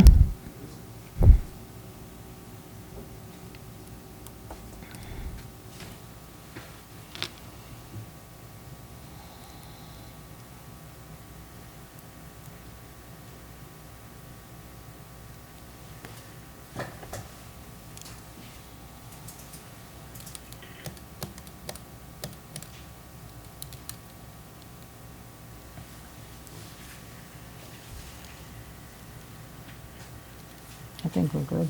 Okay. We're good. All right, seeing no one has called in, we'll now close our public portion on this and go to a vote.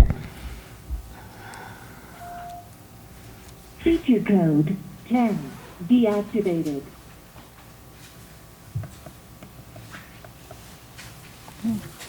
Agent logged off. Mr. De Palma? Yes. And Dr. Greenberg? Yes. Mr. Murphy? Yes. Mr. Pescetti? Yes. Mr. Rizzoli? Yes. Mrs. Walker? Yes. President Soha? Yes. 7 yes, thank you. Thank you. Next will be public comments on any subject matter. So now, once again, you'll see on the screen a number you can call if you want to, the public would like to comment on any subject matter this evening.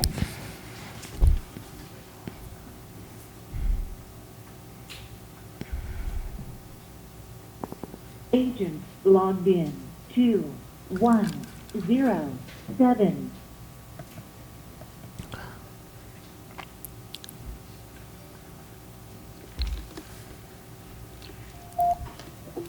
Feature code 10 activated.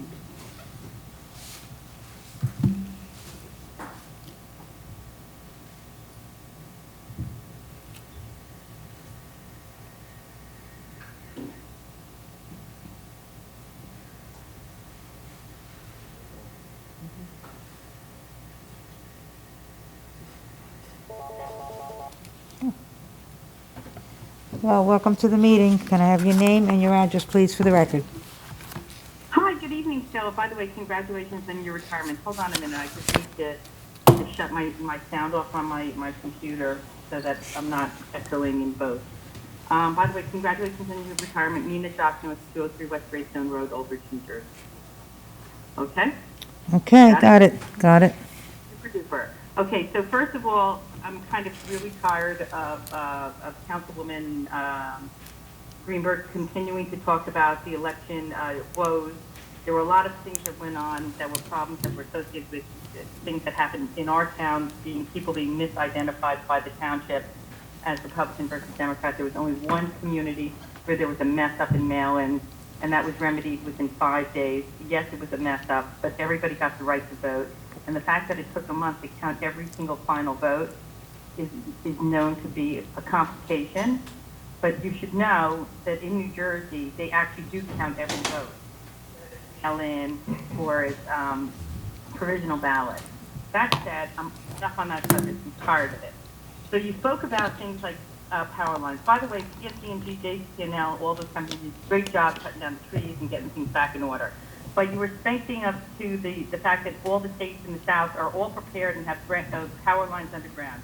Outer Banks, which I've been to, North Carolina, Myrtle Beach, South Carolina, Orlando, Sarasota, Miami, all of them have above-ground lines. They do have hurricanes and they take out the power. In Florida, when Hurricane Irene hit, 4.4 million Florida customers were without power, more than 1 million of them for over a month. That's that. Maryland, 800,000 people were without power for over a month. By the way, when your great governor, Chris Christie, was governor, all of us in Old Bridge didn't have power for several weeks, right? And you're complaining about like 2 days. We're really sorry. It sucks. But I think JCP&L and the electric companies did a pretty darn good job getting it back in line. It's better than what we expected. But I do have a big question for this town. First of all, why didn't the police department hire a single woman? What goes on in your screening department, in the police department? There are 4 women in the police department. That's first. And I just can't understand why you could not, that there are 4 women out of 105 cops, not 50%. We deal with tons of domestic violence. How many women have been murdered in this town by their husbands and their estranged boyfriends? Why does this go on? Because the police department doesn't recognize domestic violence and assault by women in this department. They ignore these things. And by the way, I have another question. Mark Rizzoli, Councilman Rizzoli, when are you going to stop supporting the Carteret cop, Joe Reinman, who now beat up a second child in front of people? It's all over the news, all over, and you continue to support this brutal, violent man who's been suspended for 40% of the time while he's been 5 years in the police department. Why are you speaking up and stating you do not support violent, aggressive, criminal police? I understand you supporting the other police, the majority of the police. That's great. But the police that are violent and aggressive and criminal, like Joe Reinman, he should be off the street, and you should not be supporting him. You have fundraised for him over and over again for the last time he was charged with crimes of assault. And by the way, there's one last thing. I know it's really like the last thing. It's completely frustrating.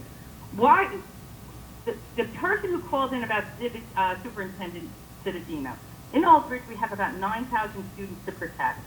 There are at least 450 teachers. There's another 200 plus supervisors, administrators, office staff. There's another 100 in-class support paraprofessionals. God knows how many people are in the busing business. The president, your president, the Republican president, is one who demands in-class education. If that wasn't the case, we would have been able to create a virtual education program. But he demanded it, and unfortunately, New Jersey's trying to cover the policy. So you should be asking your president, the crazy Donald Trump, why he's doing that. Not complaining about what Superintendent Citadino and the school board is trying to put together to protect our students first, and their staff too, as well as educate our kids. Anyway, when are you going to march to speak up against Joe Reinman? You're still silent on the subject. This isn't questions and answers, Nina. This is for you to speak only.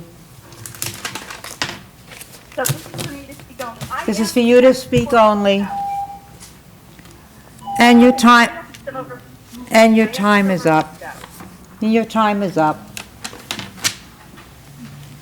Okay, anyone else, Stella, on the phone too? No, there's no one else on the call. Okay, so next will be a discussion, and we'll close the public portion, and we'll go to a discussion item, which is to extend our outdoor dining. Mr. Izzoli? Thank you, Madam President. Yeah, I think this is self-explanatory. I think the township, the mayor, and most of the council, we all have been working with our restaurant industry, trying to make sure they make it through this lockdown. And I think we had suspended the outdoor dining through the summer. I think we should extend it indefinitely based upon the fact that the governor is still remaining in lockdown. So I know I had emailed the engineering and everything else, and I think we're going to be moving forward with this evening. Okay, any other council person wish to discuss this?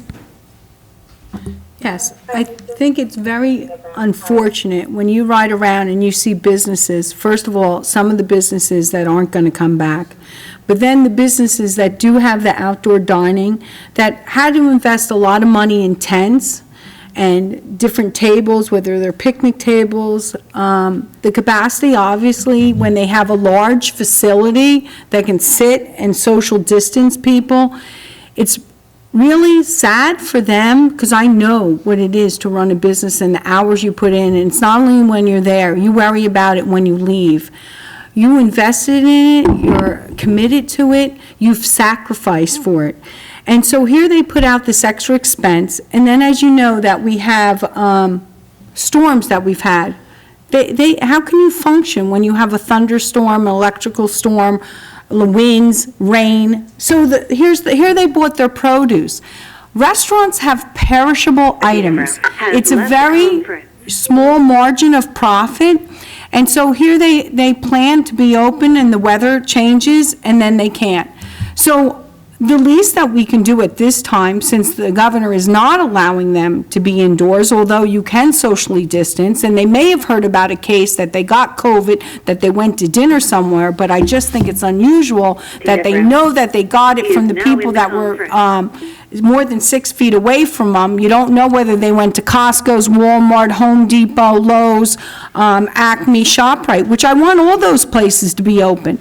But I think it's very sad when you see these people struggling and they have to change course all the time to stay open and try to be successful and employ their employees. And it's not only the employees that are in the place. When you think of a restaurant, they have purveyors, the people that they buy it from, the food, the people that deliver the food, the cleanup of it. There is so much involved with it.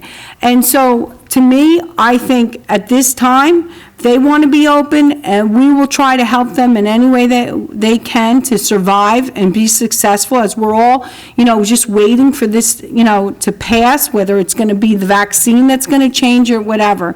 But to be in business and someone's taking that risk and making that commitment and dedication to survive, I think the least that we can do is help them along. And if this is something that will help them, I'm in for it 100%, 110%. Thank you. Okay, thank you. Council President? Yes. After the agenda was finalized, this issue came up, and I had forwarded emails to all the council members that included a resolution to extend to November 7th. Yes. And the reason is November 7th is that part of the executive order allows that extension to November 7th. For permanent extension, that if you want to do this in permanent basis, the township will need to adopt or change our ordinance. Yes. Which we will, we can always propose that, put it back on the agenda for discussion in the future.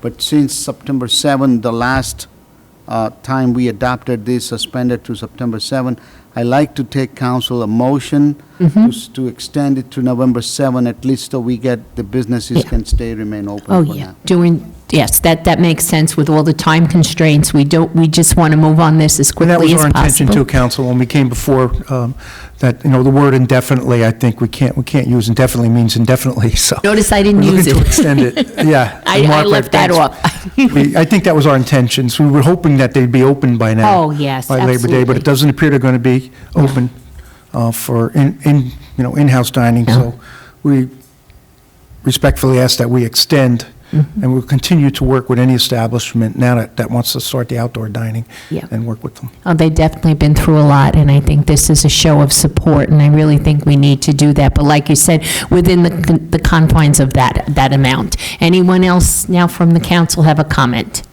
No, I just wanted to say, Oh, wait, Mrs. Councilwoman Brown, can you hear me? Yes, we have a councilwoman on the Okay, phone. hi. Yeah, no one misses a restaurant as much as I did. I was wondering if we are going to help any of the restaurants with like any type of like outdoor heating. Outdoor heating. Did you say heating?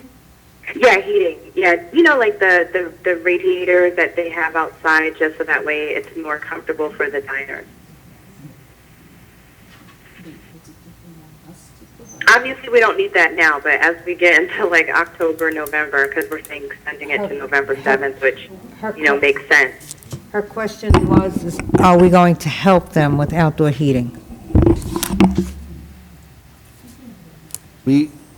Township cannot get involved in private business operations, so we will Can you not. hear him, Adina? Can you hear Mr. Shaw? I can. Okay. Yeah, so we will not be providing the heating, but certainly the businesses will opt to do that on their own, and will support that concept. Of course, those outdoor heating will be needed when it gets colder outside. So yeah, they can certainly implement that as long as it's safe set up. So that's what we'll support.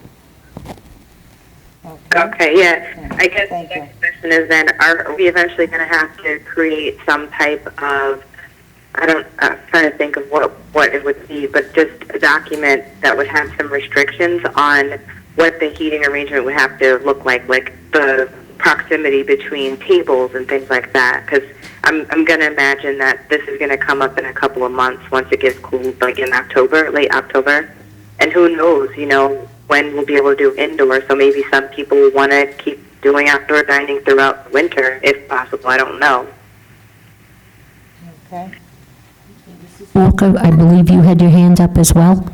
Oh, yeah, I just wanted to say this is the least we can do for these poor businesses. My heart breaks because a lot of these businesses are not going to come back. They're not going to make it back. And like Dr. Greenberg said, all the people that are affected by it, it's a trickle down. It's the waiters, the staff, the people that supply the food and everything. And I hope that we start opening these businesses before it's too late for a lot of people. I don't understand some of the rulings. You could go in Walmart, it's packed, but yet you can't go sit in a restaurant. It's very confusing to me. It seems like before it was open to other places, you could catch it in Kohl's, but you couldn't catch it in Walmart. It's a very sneaky disease. That's all I have to say. Okay, anyone else have any comments? Okay, I believe we all are on the same page, I think, and I do agree with both Mrs. Walker and Dr. Greenberg, that really it's something that we need to address, and that some of these rules have me a little stymied as well, but whatever we can do on a local level for our local businesses, we are here for them, and we will do whatever we can within our purview to make sure that, you know, they're supported here in the community. So I need a motion for the resolution. Move it. Second. Okay, I move by Mr. De Palma, second by Mrs. Walker. Mrs. Brown? Yes. Mr. De Palma? Yes. And Dr. Greenberg? Yes. Mr. Murphy? Yes. Mr. Peschitti? Yes. Mr. Rizzoli? Yes. Mrs. Walker? Yes. President Silva? Yes. 8 yes. Okay, next will be discussion item number 2, power outages and the trees surrounding the power infrastructure. Mr. De Palma.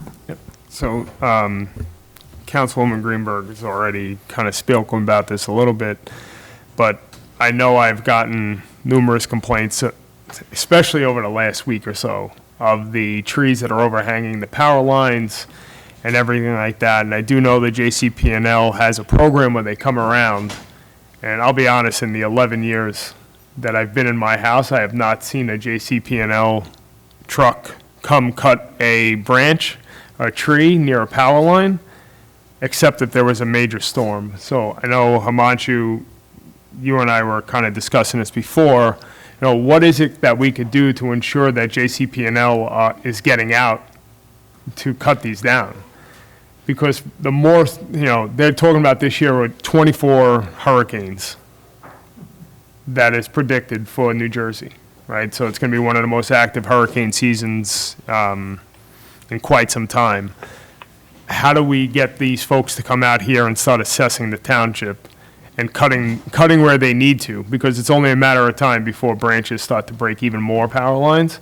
And we're not out for 2 days, we're out for 3 or 4 days, because if we start losing more and more trees and they start hitting, the poles start coming down, I mean, there's only so many crews we can get from other states, and apparently from Nova Scotia, we're getting folks from Canada coming down. There's only so many around. If we get a bad hurricane up this East Coast, we're not going to get the 3,000 people in town. We're going to get whatever they can allot for us. So what is it that we could do, as a township to get these folks out? I will reach out to our JCP&L representative to see, they do have a vegetation plan, that's what they call it, and they do go around, we do give them an approval. I think, Nicole, we get the notice, right, and we give them an approval, and they do take care of those, but I certainly will reach out, and you're correct that there is many numbers of hurricane predicted this year, and so they should be more active in making sure the tree doesn't hit. But I'll reach out to him and then I'll get back to council. Yeah. I would like to see that gentleman or someone from JCP&L come in front of council and discuss this with us, because I honestly do not think that we get the response that we needed. Just the fact that none of us got phone calls back, in this past storm. And we are receiving it. I know Mary and I had a conversation. We were getting phone calls at 5:30 in the morning with people. And I can't reach out to the JCP&L person that's assigned to our township. We're responsible for the residents. They call us. We can't be the middleman to the middleman. It can't be that way. I would like to see them come up here and explain to us exactly what they're doing for this town and our residents to ensure that those trees are out of the way of the most, critical infrastructure, which is our power. I do agree with you, and we used to have that luxury with our previous representative we had from JCP&L. I'm going to reach out to our representative currently. I was in a contact with him, and after several push during this time, but I'm going to reach out to him, and maybe we'll try to have him appear in front of the council in next 1 or 2 meetings, and and provide response. But meanwhile, I'm going to reach out to him about tree management plan. Yeah, I think that's very important. I think we need for the residents to feel that we are addressing it from our end, so to speak, and that for us to know what type of a plan, as Mr. De Palma said, they have for us and what they're going to do during this time. So I really think if they could come and they could give us, a brief overview of what they're doing and allow us to let the residents know this is what's being done. There's going to be something here for, being done to take care of some of the situations that we ran up against this time.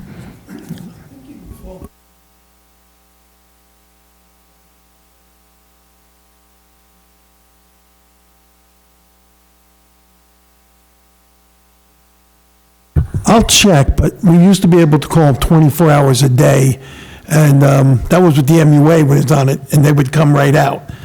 I don't know if there's a lot of people, if they're going to be able to do that, but as soon as there's any kind of shortage where we are, we actually just call them.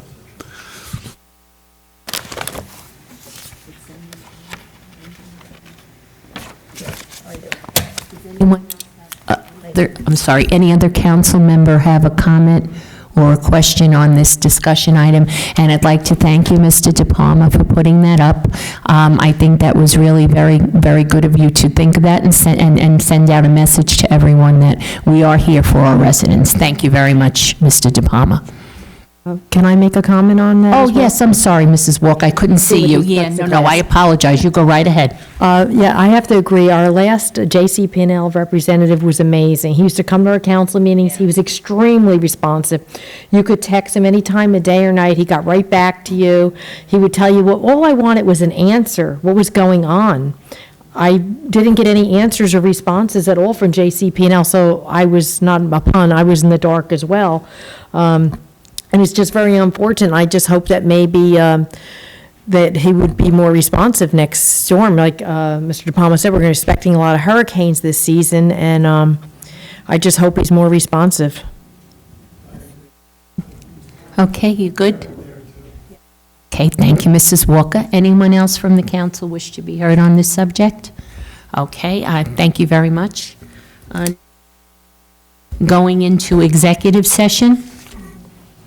Yes, Mr. Thank you, Lozier? Council President. Be it resolved by the Township Council of the Township of Old Bridge that the public shall be excluded from this meeting pursuant to NJSA 10:4-13 for attorney-client privilege matter, for discussions with regard to the summer site.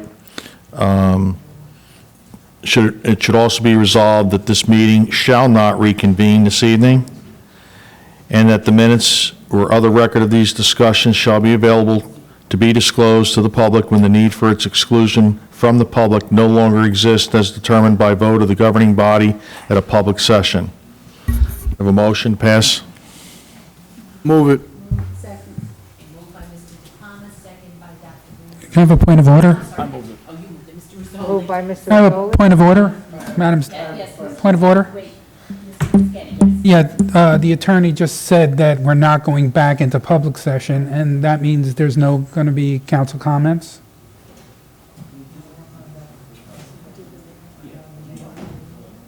You would have to have that now if you're going to have it. We could say them now. We're not going to have any action on this matter, so yes, after the. Okay, closed so then we session- could do council comments and then go into public, closed session if you like. Okay. It was Mark that made the motion, and the second was Anita, Dr. Greenberg. Dr. Greenberg? But now, off, we're going to do council comment. Mary, we're still on, right? Yeah. We're still on? Okay. All right, I'll start alphabetically. Please. Okay. Mrs. Brown, are you still on the line? Yeah, I'm here. I don't have any comments. No comment? Okay. All right, Mr. De Palma? Just one other thing, I forgot to mention the first round. I just wanted to thank Matt and the rec department for the drive-in movie last week. My kids had a fabulous time. It's unfortunate we can't go to the second one, but hopefully everyone that signed up for that second one, I believe it's on the 19th, if I'm not mistaken, Toy Story 4. Have a great time. It was excellent being out there. All of Matt and all the rec department, CERT for being out there and helping with the parking. Great time. Hopefully we can continue to do this in the future. Dr. Greenberg?